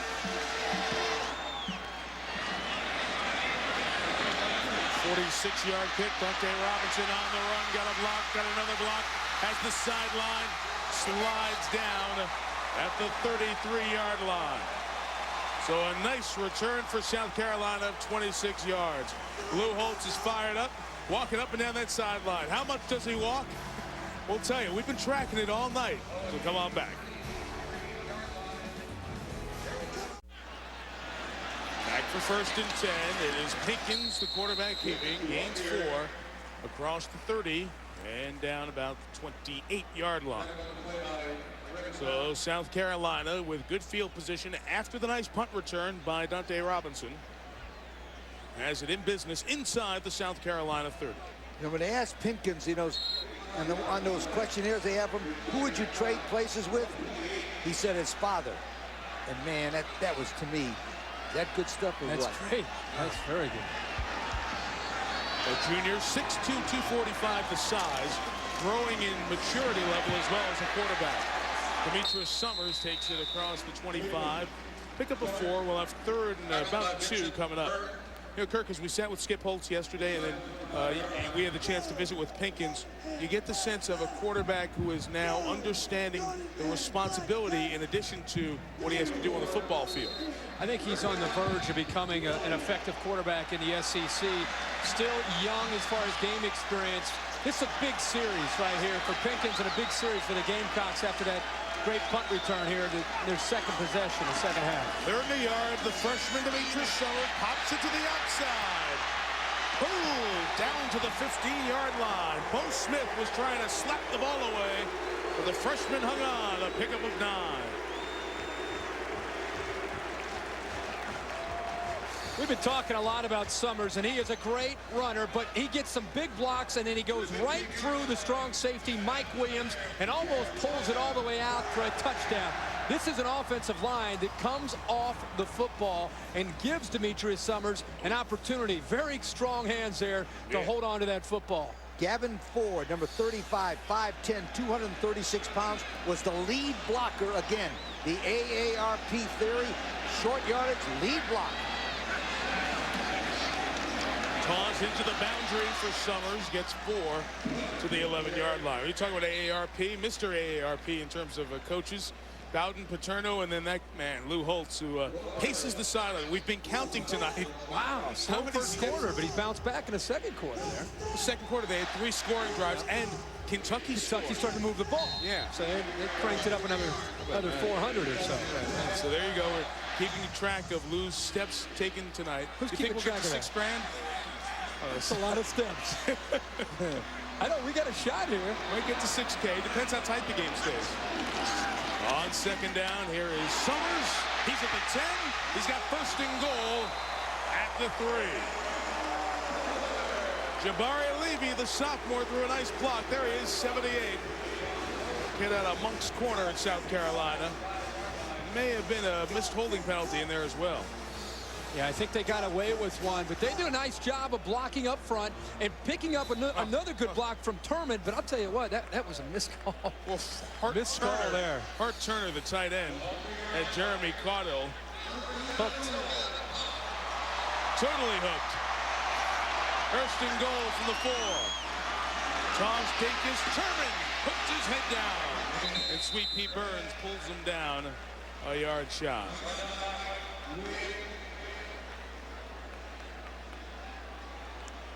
There's Vincent Sweet Pea Burns. Coach Holtz talked about coming off the sideline with Dr. Jerry Punch about he wasn't real happy to settle for 3, and some of the things that bothered him in the first half. You could tell that it looks like a different team here once they've been able to get inside this red zone. But the Kentucky defense, 6 plays by South Carolina, 6 yards inside the 5-yard line. They're tough in here. Dinkus. Turman is in. Touchdown.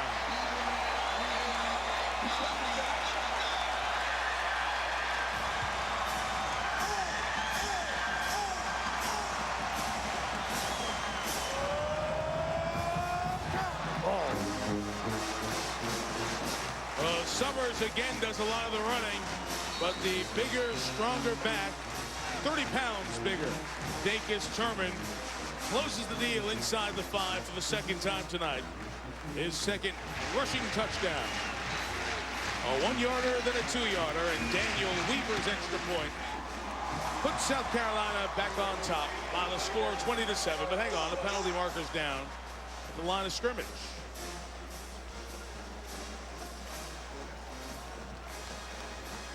And the points will stay on the board.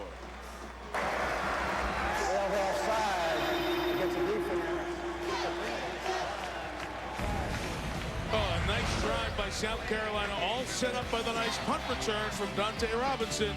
Dinkus Turman takes it in for the second time tonight, 5th time of the year. And now Jared Lorenzen and the Kentucky offense have to find a little bit of a groove. Only 111 total yards on the night. Quick 7-play, 33-yard drive, mostly on the ground. 20-7, South Carolina.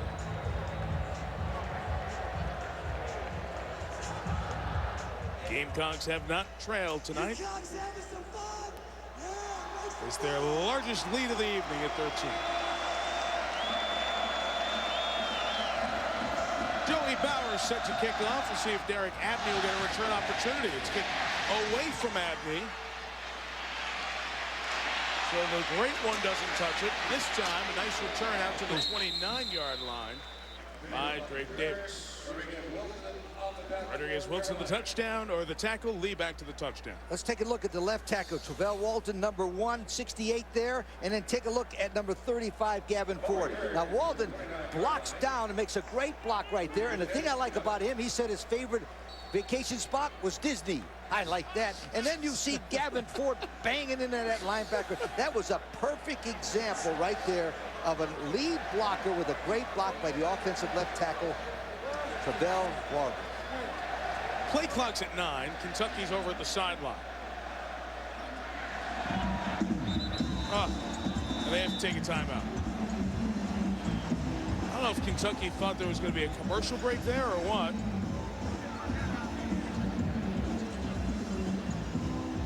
But a timeout has been taken.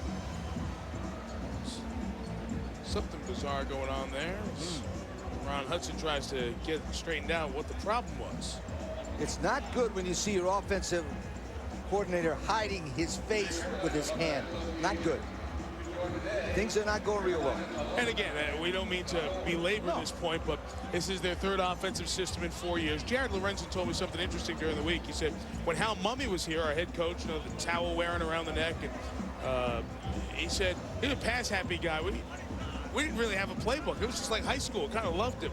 Then Guy Morris came in. We established the run. I thought there was no need for it. He was benched during that stretch as well, but it was great to have the run. Now, you understand in the SEC as a quarterback, you've got to have a running game to win.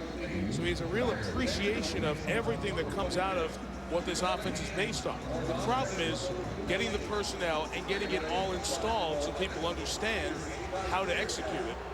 And you see issues like that, a timeout taken after a kickoff with the team not even on the field.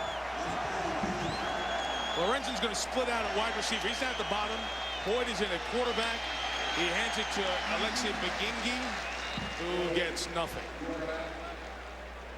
Dr. Jerry Punch. Guys, Rich Brooks very frustrated with the Kentucky's lack of being consistent on offense. So we've got to keep our offense on the field and our defense off. Therefore, expect to see more of that guy right there, Shane Boyd. A lot more here in the second half. Number 7 on the field is a major part of the Kentucky offense. He started at quarterback against South Carolina in 2001. Well, down 13. I don't know if you want to keep Jared Lorenzen split out at wide receiver too much here in the second half. 2nd and 10. Boyd will run it. Nice play by Jeremiah Garrison. Penalty marker down as the linebacker from the weak side was spying Boyd and stopped him. You're not going to believe this, but I think they got number 22, Jared Lorenzen. Oh, okay. Somebody put a face mask on him. Watch him in the top of the picture. I mean, I'm telling you, he went right after that corner. Where is he, boys? There he is. Okay. Watch him going. There he is. The world's greatest passer out at split end. This is it. Look at it. That's going after him? Look at him. Look at him. Where's he going after? Right here. Look at here. Now, see him? What I tell you? There he comes. The flag's already down. I know, but he's just. All right. He's ready. All right. He's the greatest passer in the history of Kentucky. More than Tim Couch, and he split out 15 yards blocking a corner. Well, plus, I mean, when you get down 13, you gotta get back there and sling it around, but they got him up top again. There you go. All right. He's got man coverage, guys. All right. They're automatic at the fade to him. 285. DeAndre Island is covering. It's Boyd keeping first down across the 40 and to the 43-yard line. Yeah, Boyd getting in there with this offense makes a lot of sense. It's just surprising to see Lorenzen split out at wide receiver. Watch what he does this time. Watch. Swift. 1, 2, 3, hit.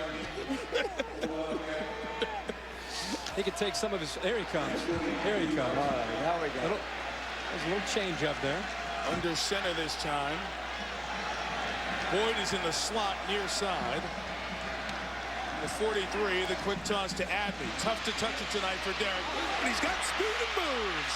To the 30, to the 20, and brought down to the 13-yard line.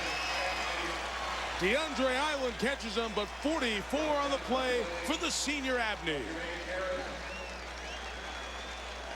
That was a great throw here to allow Abney to get up the field. Remember we talked about lack of concentration. This time he makes the throw, but the blocking downfield, Burton makes a big block, Holt makes a big block, and you give Abney a little bit of room, and he can take it a long way. Nice blocks by those receivers. Very good blocking. Kentucky, once again, we reiterate, excellent in the red zone this year. Drake Davis, the tailback, lost the football. South Carolina recovers. Mo Thompson has it. You jinxed him. A no-hitter. Guy gets a hit.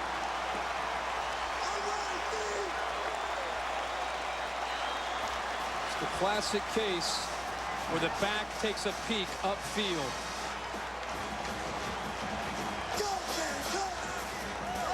But that was an encouraging drive by Kentucky anyhow. Lorenzen gets the ball into the hands of Derek Abney, who does a good thing. They just made a bad mistake there. Davis peeks up to check. Yeah. And when he did that, he wasn't able to secure the football. And then he's going to try to fall on it. Meantime, Jason Rollins, the guard's pulling, and it bounces off his legs. So a crushing inside the red zone turnover. Dontrell Pinkins hands it to Corey Boyd, who gets just a yard. You can see Jeremy Cardle trying to fire up the Kentucky defense. Let's go back to that fumble. Well, anytime you get a quick pitch to the outside, when it comes quick, as a tailback, you've got to secure the football as quickly as possible. He just peeked up just a split second, and that was long enough for him to lose the ball. And that's interesting. They call that the blue zone, and have been very, very effective in that blue zone. Not that time. And you blame me for the turnover, right? Yes, it is, because you jinxed him. I didn't drop the ball. Here's Boyd across the 21st down to the 29-yard line. Boyd, once again, Lou Holtz moved this freshman running back, who picked up 11 yards on that one, over to safety. Then during the off week, brought Boyd back to the offensive side and said, well, we got to get him in the game, let him touch it 10 times. We've seen a couple of those touches. See why? Oh, yeah. South Carolina only has one senior starting on their offensive football team. They could be really good next year with a year of experience. That's Travell Wharton, the left tackle. He's the lone senior. Correct. Only 2 returning starters. This offense is just going to continue to get better with more experience. Gain of 1 for Demetrius Summers, the freshman. I think the stable of backs here for South Carolina very good. is about as good as you're going to find. You have a guy in Kenny Irons who was their top returning rusher, had a good camp. He only had 201 yards last year, but he was a guy who they thought they were going to get a lot of. And Irons right now, he can't smell the field because you got Summers and Dacus Turman, Corey Boyd. Gonzie Gray is supposed to play at some point tonight. We haven't seen him. Meantime, Irons has to be careful that he doesn't pout too much and he never sees the field. Pinkins rolls the pocket, throws the comeback incomplete. Trying to get it to Troy Williamson. Well, a reminder, tomorrow night, 2 very good college football games. The Little Brown Jug and much more on the line as a maligned Michigan team takes the flight over to the Twin Cities to take on Minnesota. And on ESPN2 same time, undefeated TCU goes to South Florida. Play that game at Raymond James Stadium. College football, ESPN, ESPN2. Every game a must-win. An important game for Michigan quarterback John Navarre, who has been unfairly beat up in Ann Arbor this week. Fans have been ridiculous. Flag there for the movement up front. Who would have thought after the way Notre Dame Michigan game went, the way Michigan played, that we'd be throwing up a promo with Michigan and Minnesota, with Michigan at 19 and Minnesota at 13. Well, you made the point this week. I don't know if we were talking on the phone or I was listening to you on a radio show or something like that, that After game day in Ann Arbor, when Michigan played Notre Dame, fans were around the set chanting John Navarre for Heisman. Right. Yeah. And the same people. Dead ball foul, false start against the offense, movement in the offensive line prior to the snap, 5-yard penalty, still third down. Same people 3 weeks later are looking for Matt Gutierrez, the backup quarterback, to play. Well, they're the same people for the last 2 years that have been booing John Navarre. And then he finishes the year against Florida, puts up some big numbers, starts off the year pretty well this year, beats Notre Dame. You're right, they showed up to our set Heisman, and now they're ready to chase him out of town again. Navarre hasn't played great, but he also hasn't been part of the special teams debacle this year. 3rd and 14. Hinkins' throw is incomplete. Should have been first down with Takeem Muhammad, but the two could not hook up on that 3rd down. Punting time again.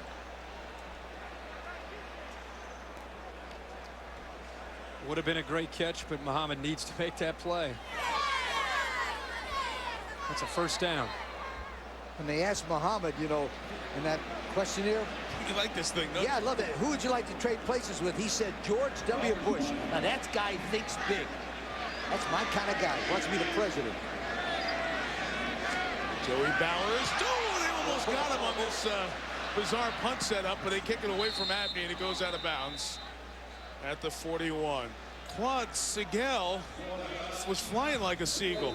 They almost had the punt block. Good field position for Kentucky when you come back. ESPN's College Football Thursday, brought to you by Under Armour Performance Apparel. The advantage is undeniable.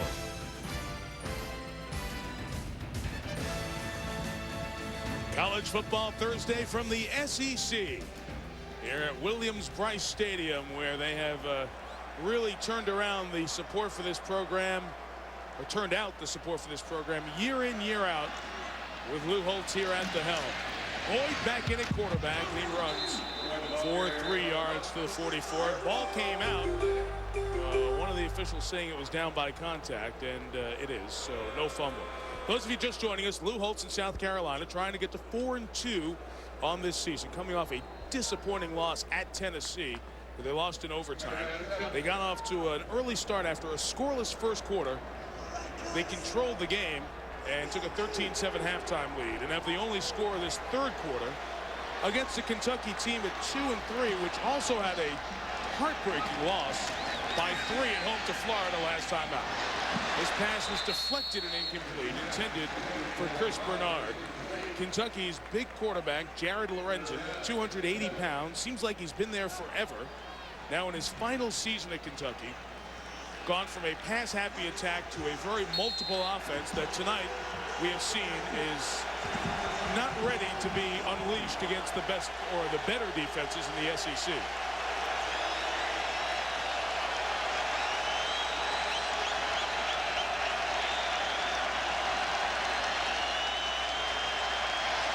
Third and 7. He's got 5 options out there on routes, and it's incomplete at midfield.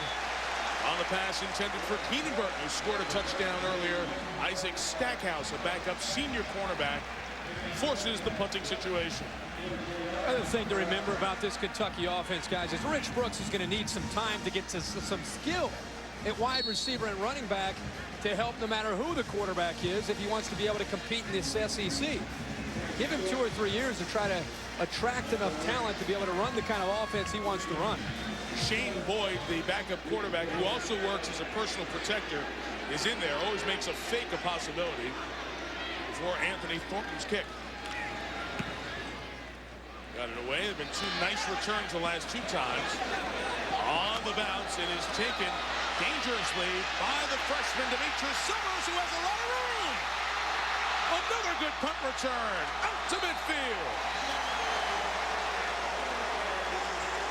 After returns of 28 and 26 yards, this one 37 for Demetrius Summers, the freshman. Well, a 41-yard kick looked like it was going to pin South Carolina back, but this true freshman who's made an impact running it the last 2 weeks has made an impact as a punt returner as well here tonight. South Carolina leads Kentucky 20-7 here on College Football Thursday. South Carolina takes over a nice field position at the Kentucky 48. They take over 1st and 10 from that yard line. You can take a look at the new color of money, the redesigned $20 bill.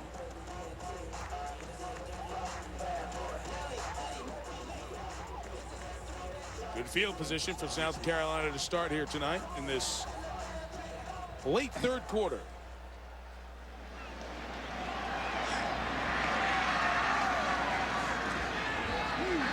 Pinkins play pass, long ball down the sideline. It's caught at the 5 by Chevelle Newton. I thought Mike Williams was going to have an interception or a deflection, but 44 yards. He beats both safeties for 1st and goal.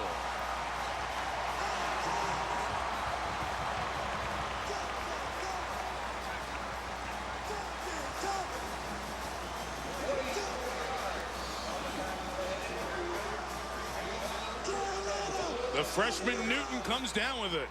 10th different receiver to make a catch tonight. That's the difference they feel in this offense, is being able to stretch. It's the first time we've seen Pinkins be able to get deep, and that just is going to soften that defense up to be able to pound the running game at him. Dacus Turman, the Terminator, takes it down to the, let's call it the 1-yard line. Pick up a 3. Mike Williams made the tackle. Kentucky defense, until that play, had only allowed 3 plays the entire season, over 40 yards. That's right.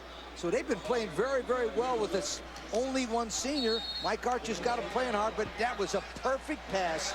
That's all. They've been on the field for 61 plays. You get tired. You get tired. They're very good at putting pressure on quarterbacks. That's why they've not been able to give up very many yards through the air. That time he had time to throw because they rolled him out. Tight end in motion. Here it comes. Turn again. Touchdown, South Carolina. That is 3 for Turman.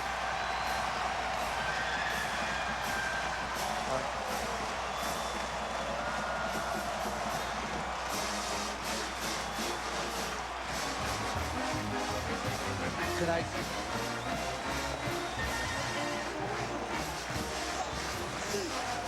So Dacus Turman, who had 3 rushing touchdowns all year, takes advantage of Mike Williams unable to break up the pass that was caught by Chevelle Newton. And Turman runs it in for his 3rd touchdown on the night. 6 on the season. Weaver's extra point makes it 27-7 USC.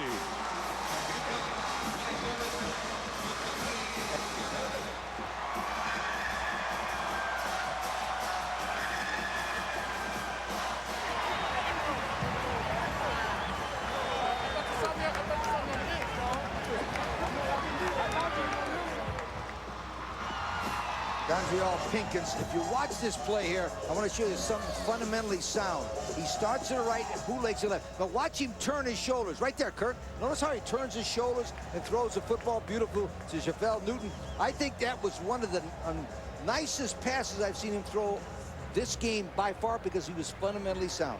And they had a nice field position, 2nd play inside that 10-yard line.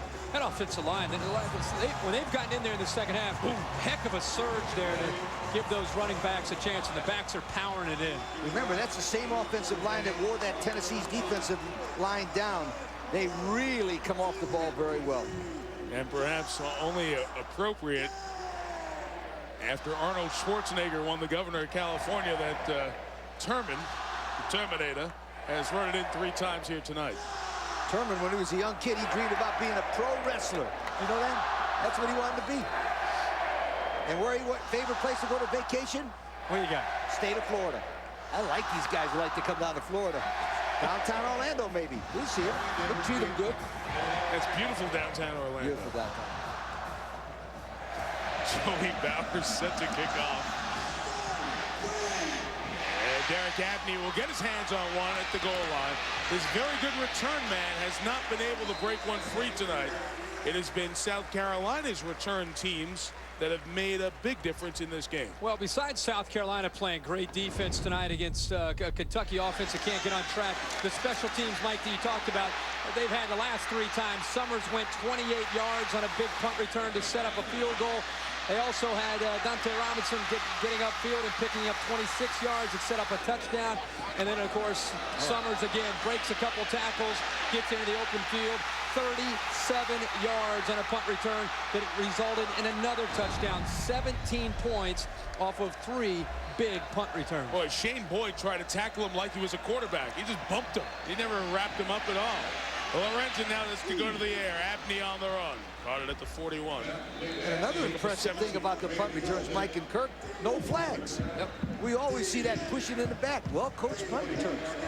Had in some good running, breaking some tackles. Yeah.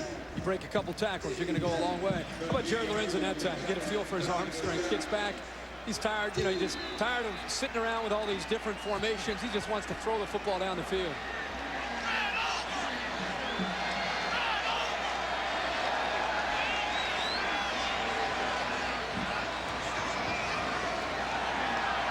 Still time, plenty of time on the play clock. Shovel pass to Drake Davis. Jeremiah Garrison's had a very good game. This senior linebacker, second in the team in tackles. Good, solid stop there. Jerry Punch down on the sideline. Guys, when you live and play under Lou Holtz, you have to live by Lou's laws, adapted from the Woody Hayes handbook. Number 1, you believe in your people. You brought them here. If you believe in your people, they'll believe in you. Number 2, set standards, stick to them. Those are rules. Number 3, fundamentals are fundamental. Blocking and tackling is critical. Number 3, coach him, don't coddle him. He's got to make the tough decisions to make you a better player and a better person. Someday, you will appreciate that. That comes from a man who was coached by Lou, and Doc was a walk-on quarterback. Back in Lou's State, NC State in the 60s. 2nd and 9. Lorenzen's toss is an incomplete forward pass intended for Keenan Burton. Now we're talking about Lou Holtz. He's the only coach in the history of college football to lead 6 different programs to bowl games, and he did it all in his 2nd year. And you know what that tells me as a former coach? This guy could take the other guy's players and who are not very good, or he wouldn't get the job, and he could take them a bowl team. This guy can coach your team, or he can coach your team. You've coached against him, and you said it was one of the few times you felt like you were out-coached. It's the only time in my life I was out-coached was by Lou Holtz. Other guys beat me because they had better players. Shane Boyd in the slot, top of the screen. Play clock at 1. Just got it off. Well, no, they didn't. Did not get it off. Thing I like about Lou's laws that Doc just talked about, fundamentals. How often do you see that overlooked? That foul, delay of the game against the offense, 5-yard penalty from the previous spot. Still 3rd down. Please place 7 seconds on the clock. 7 seconds on the game clock. Speaking of fundamentals, but he preaches fundamentals, and he also talks about how these players need a coach. They don't need a best. They have plenty of friends. I'm the coach. I have to make tough decisions, and they're not always going to like it. But you know what? You shoot straight with them, and you're honest with them, and you're going to end up being a good coach. A coach doesn't want to be liked. He wants to be respected. That's right. And that's the greatest respect that you can have for a guy like Lou Holtz. And you find that out in later years when your old players call. And Lou talked about how many old players call on a regular basis to tell their success. There's a couple of takedowns. A holding penalty will be called as Lorenzen's throw is dropped by Abney and incomplete. Jason Capers, the junior out of Hartsville here in South Carolina, and Lorenzen, as he took a hit, is down and hurt on the Kentucky sideline.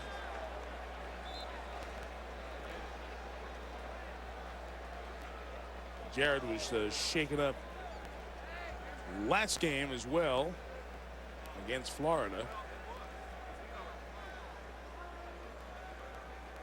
Sometimes when you scramble around like that, you try to buy time. You're going to leave yourself open to some big shots. The offense, that penalty is declined. It will be 4th down, and that is the end of the 3rd quarter. Lorenzen's still down after taking a shot from Mo Thompson of South Carolina. So the change of quarter will give them a chance to look at Lorenzen. As they do that, Lou Holtz in South Carolina maintaining their advantage and extending it here in the 3rd. 27-7. We'll check on Lorenzen when we come back for the 4th quarter after this. We're back. The good news is Jared Lorenzen is sitting up on the Kentucky bench. He was very groggy as he got up and was helped over after taking the hit from Mo Thompson and maybe one other South Carolina defensive player. It did not look like an illegal shot at all. It was just right after he released. Fourth quarter starts with a punt by Anthony Thornton. And it's fair con at the 19-yard line by Dante Robinson. Jerry, you were down there. Yeah, they're talking to Jared Lorenzen right now, and what happened is he was rolling out to his left and coming toward the sidelines. He was raising his right arm. We'll show you here. Now watch number, you'll see two players coming to the screen. 24, 91 hits him just underneath the right arm in the right rib cage. We'll show you another angle here. Now watch his right arm come up, 24 in front. Here comes 91 from the side, and it's the side rib cage underneath his arm and shoulder and back that's created a problem. Knocked the wind out of him, made him a little bit groggy, a little confused. He's over here being attended to by the physicians right now, but that's no loss of consciousness, by the way, just wind knocked out of him on the sideline. All right, Jerry, thank you. Here is a reverse. That's a fumble. And let's see if Matthew Thomas got it back. Looks like he did. Ooh, that was almost an opportunity to put South Carolina back in the game on the reverse 3-yard loss on the play. So this fourth quarter starts after South Carolina scores 2 touchdowns in the third, 14 points to take a 27-7 lead. South Carolina looking to get to 4-2 with LSU coming in here a week from Saturday. The quarterback Pickens will run. He's brought down shy of the 20-yard line. We'll have third and long coming up. And Chris Fowler, what can you add to the Thursday night telecast? Well, we get an update to what's going on in the Mountain West. Colorado State's been getting great play lately from Bradley Van Pelt following a Dexter Wynn punt return. 3 plays to get in the end zone against BYU. Eric Hill on the receiving end. 7-zip Rams in Provo. Guys, back to you. Thank you, Chris. That game over on ESPN2. Bradley Van Pelt, I understand, cut his own hair last night. Did he? Yes. That Those guys be dialed in for that out there. Put it up for grabs and threw it away. Nice job by Pinkins as Sweet Pea Burns was coming in to bring some heat. Good series by Burns in that Kentucky defense, which has sacked the quarterback more than any other defense in the SEC. And maybe Kentucky will get a chance to turn the game around with special teams play on their own. You're going to see Lorenzen on the bench and Boyd in at quarterback.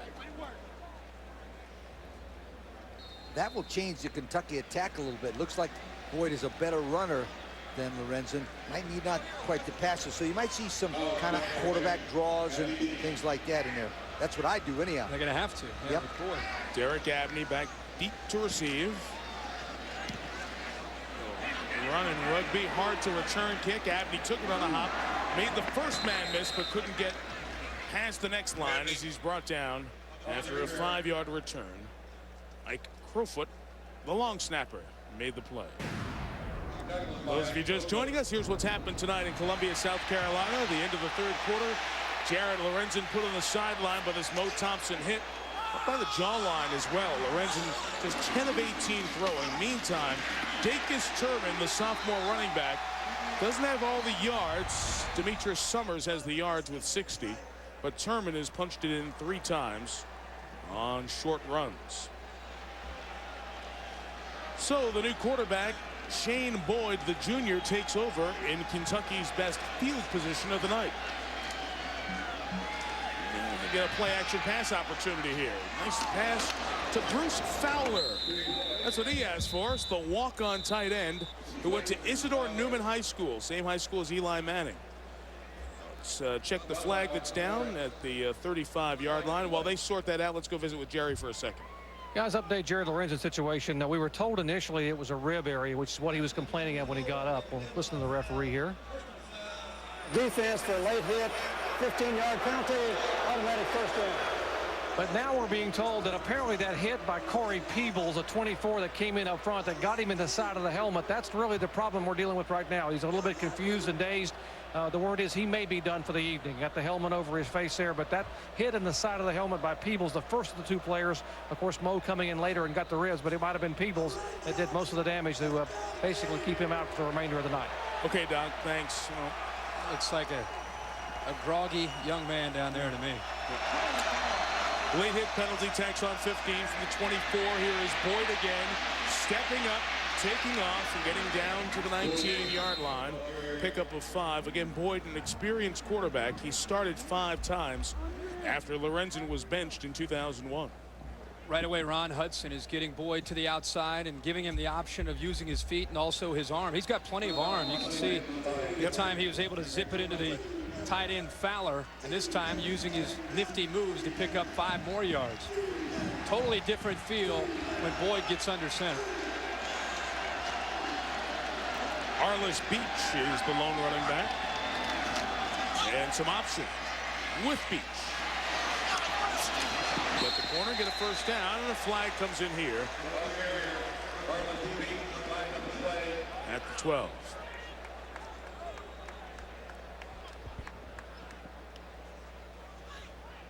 Flag laying back at the 16, which becomes important on offensive holding. Caught a receiver downfield trying to make a block. Once you grab the jersey downfield, you're going to get caught. Against the offense, 10-yard penalty from the spot of the foul.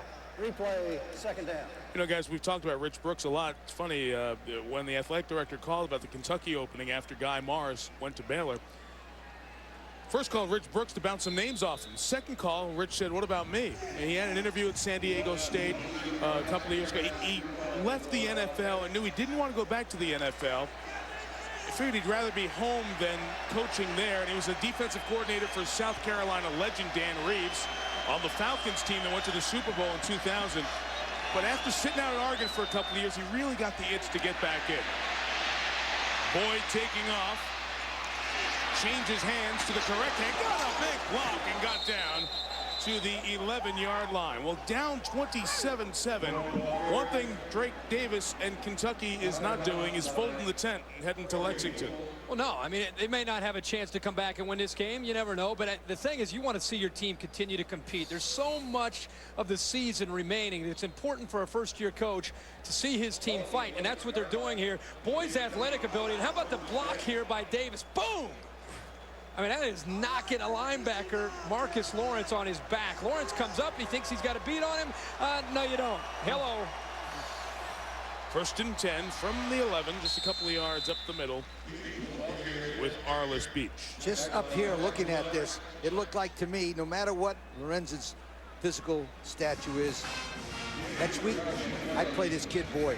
And I tell you why. Because I think with his football team around him, that Shane Boyd gives him a better chance to beat Ohio and Mississippi State 2 games in a row. Because what I saw of Lorenzen today, Lorenzen is not made for this offense. He's a good player, but not for this offense. You can see a completely different package when Boyd is under center that is much more versatile. Alexi Bagingi gets it down to the 7-yard line. As we approach 10 minutes left in a must-score situation for Kentucky.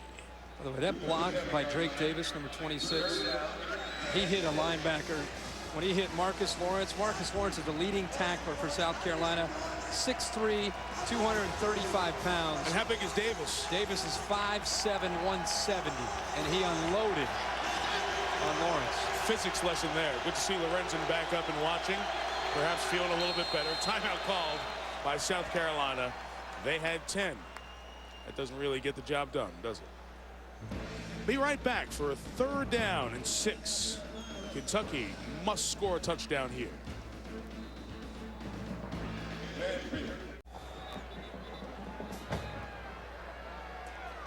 .10:23 left, 4th quarter. In the SEC, South Carolina and Kentucky. Winner here gets win 1 here in the conference season. I would definitely not kick a field goal here. You think? No, I know. You get points. You got to go for the touchdown because you don't have enough time. 10:23. Go for 2 plays. You also got to get him on the outside here. Student section a little louder down here for Shane Boyd out of Lexington. It was intended for Chris Bernard. The official got knocked down as the players kept running by The umpire, John A. Rodriguez, got hit by the Gamecocks there. How about that throw by Boyd? That was a nice throw. Wow, looked the safety off, came right back. So they'll go for it on 4th down. Remember, they can pick up a 1st down. You saw the yellow line right at the 1.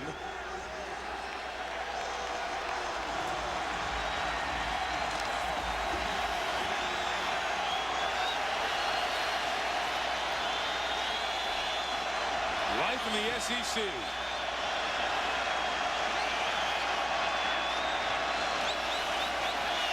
Boyd throws. It's complete for a touchdown to Bernard. So the senior out of Mission Viejo, California, gets Shane Boyd his first touchdown toss of the year and keeps the Wildcats in this game at 27-13.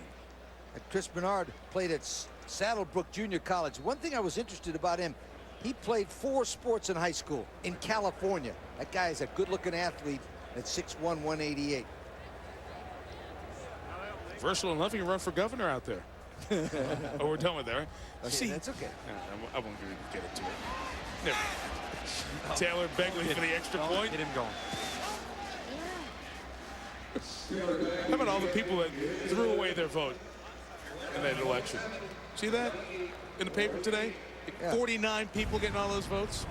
In any case, Kentucky fans, their ballot still going here tonight. Chris Bernard, nice hands to hang on. Shane Boyd comes in, 2 of 3 for 22 yards, 19 rushing on the drive. Kentucky still has a pulse. ESPN's College Football Thursday, brought to you by Saturn, makers of the highly adaptable View, redesigned L Series, and the fun-to-drive Ion. And by 1-800-COLLECT. Save a buck or two. State Fair across the street here in the state capital of South Carolina, Columbia. It's 27-14 inside Williams-Brice Stadium as the fair goes on. South Carolina edging forward just in case Kentucky decides an onside kick. A pooch kick would be more likely here with tons of time remaining. In the 4th. Strong leg of Clint Ruth. This one will be returned from the 5 by Matthew Thomas, who slips and falls shy of the 20-yard line. There's 13 yards on the return. So South Carolina takes over 1st and 10 from its own 18. And you get a chance to take a look at the new color of money, the redesigned $20 bill.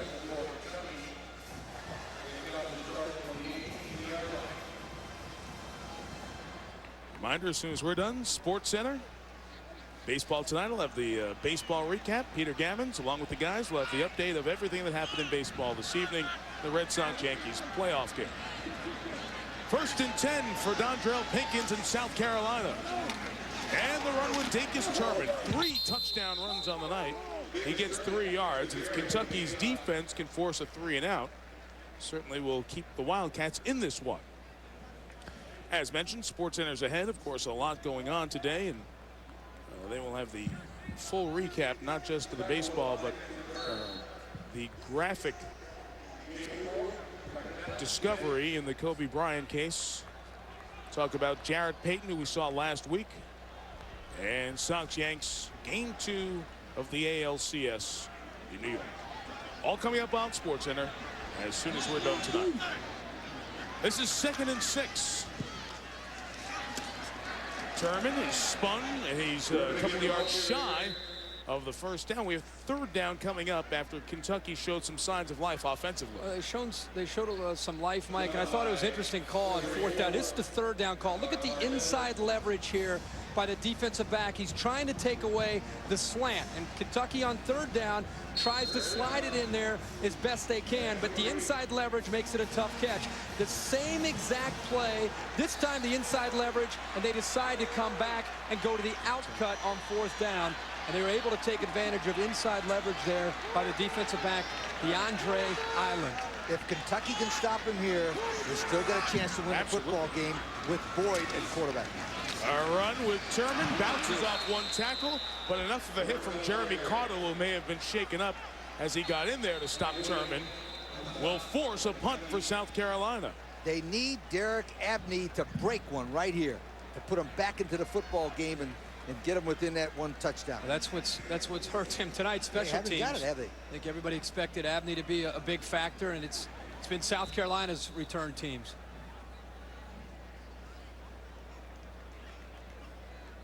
They stopped the game momentarily. We have a timeout taken by Kentucky here with 8:31. Seeing the score change out in the Mountain West. Let's see what happened. Here's Chris. Well, Mike, thank you. No giant money on the field in Provo, but plenty of scoring for the Rams. 2 possessions, 2 touchdowns. This is Marcus Houston from 4 yards out. BYU has answered with the field goal. Winner of this game's won the Mountain West each of the last 3 seasons, and we will keep you posted. Guys? All right, Chris, that game over on ESPN2. I think that was the first quarter, so Chris he's got to kind of put the seatbelt on there. He's got to settle in for the whole night. That's yeah, right. another 3 quarters. Right. Of course, Chris mentioned the Mountain West. Air Force is 2-0 in the league, but lost to Navy. Congratulations.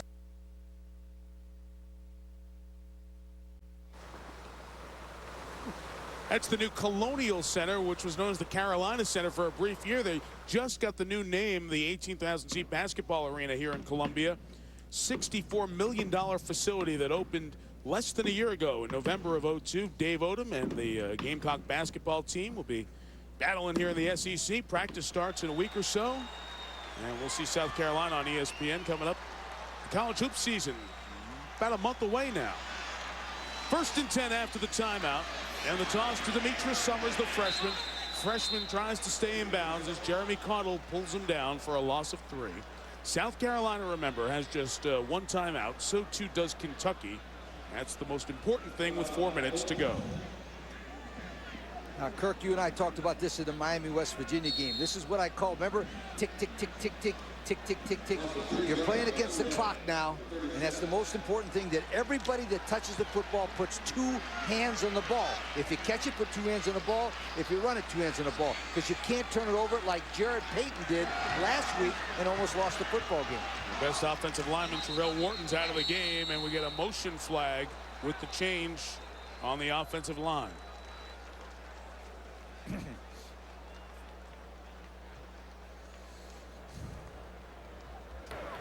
Dead ball foul. False start. Gets the offense moving in the line prior to the snap. 5-yard penalty. Still 2nd down. That is the 6th false start on the night. We remind you that SportsCenter is coming up as soon as we're done. 3 reporters out in Eagle, Colorado, plus Roger Cossack, our legal analyst, complete coverage of the Kobe Bryant preliminary hearing. Talk more about Miami as they get set for the game against Florida State. And game 2 of the American League Championship Series, plus all the hockey highlights as well. SportsCenter coming up momentarily. 2nd and 18 after the penalty, and Dondrell Pinkins throws the screen, caught by Troy Williamson, who is brought down. And if Williamson doesn't catch that, it's very close to an interception. Loss of 2. Kentucky will take its final timeout here at 3. Well, it should be 3:03. Lazy clock operation there. 2nd could matter. 3rd and long coming up. Be right back.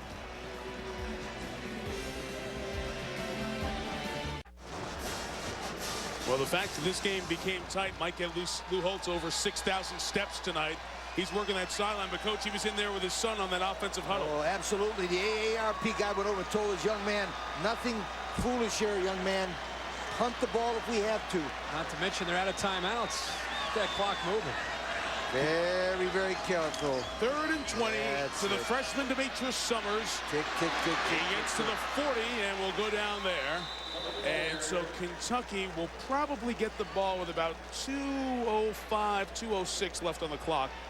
Let's see when it's going to be whistled for play here. Now, this is one time for sure I wouldn't kick that ball to Derek Abney. I don't care where I kick it. Don't kick it at that guy, because he's got enough to do it all the way. Joey Bowers comes in to punt.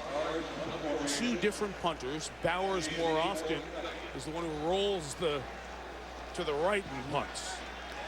The wide splits on the line. Bowers rolls right, kicks it away. Abney forced to take it on a bounce, if at all. He goes down to get it at the 15. He may have lost the handle.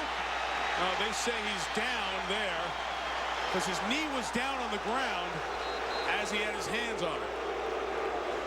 It's the advantage of that rolling punt. In any case, as we said, they get the ball back right around the 2:05 mark. 2:07 left. 85 yards to go.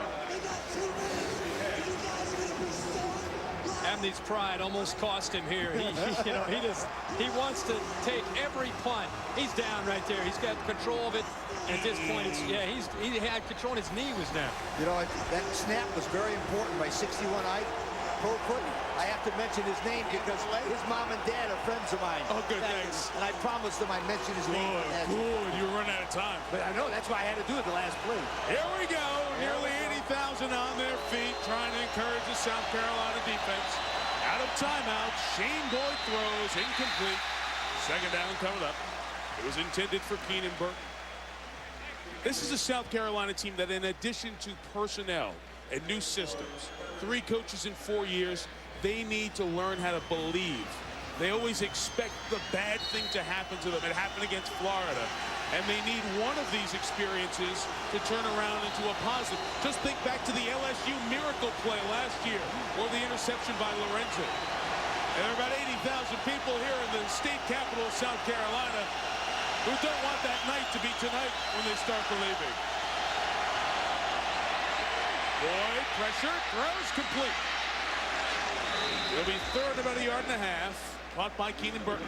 The key here for Shane Boyd is not only to continue to move this and obviously pick up first downs, but in college football, getting out of bounds and getting across that first down line to stop the clock when you're out of timeouts is crucial.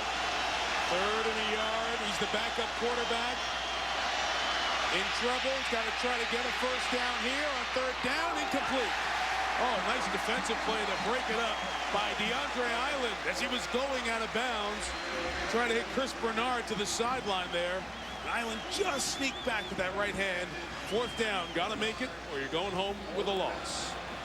Easy to sit up here and second guess, but with his athletic ability and speed, he gets to the corner here and he's able to pick up a first down without any question. Some confusion at this point. Tuck it and go. He's got the first down and probably close to the 30-yard line. For those of you just joining us, Kentucky fell behind 27-7. Jared Lorenzen, their quarterback, injured. Shane Boyd has come in, led 2 touchdown drives, but he's got to convert here on 4th and a yard. Boyd, quarterback draw, first down and more.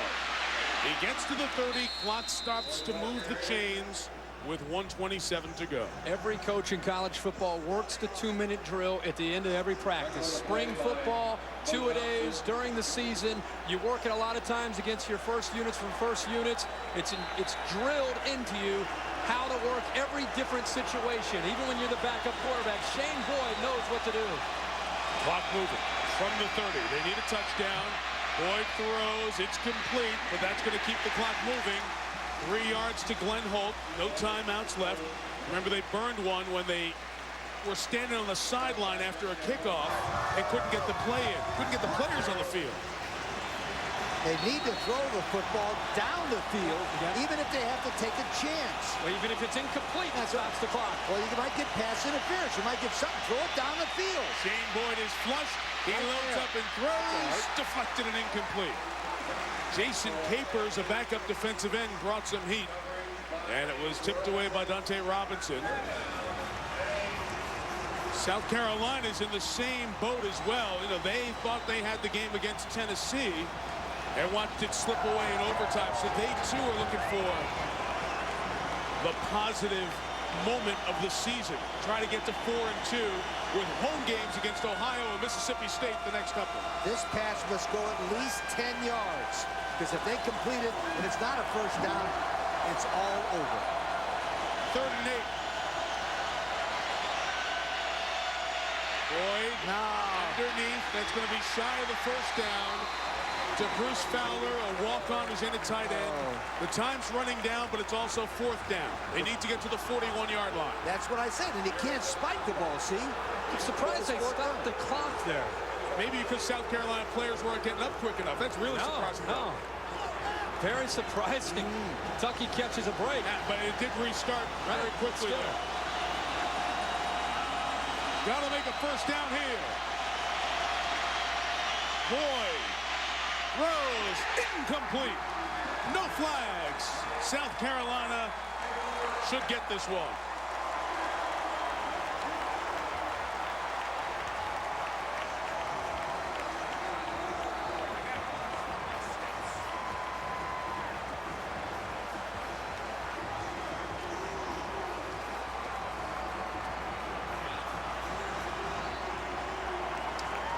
Last play for Shane Boyd, trying to pick up fourth down. And the offensive line protects. South Carolina brings 4, is going to drop 7 into coverage. Boyd has time, and he actually has Abney open on the sideline.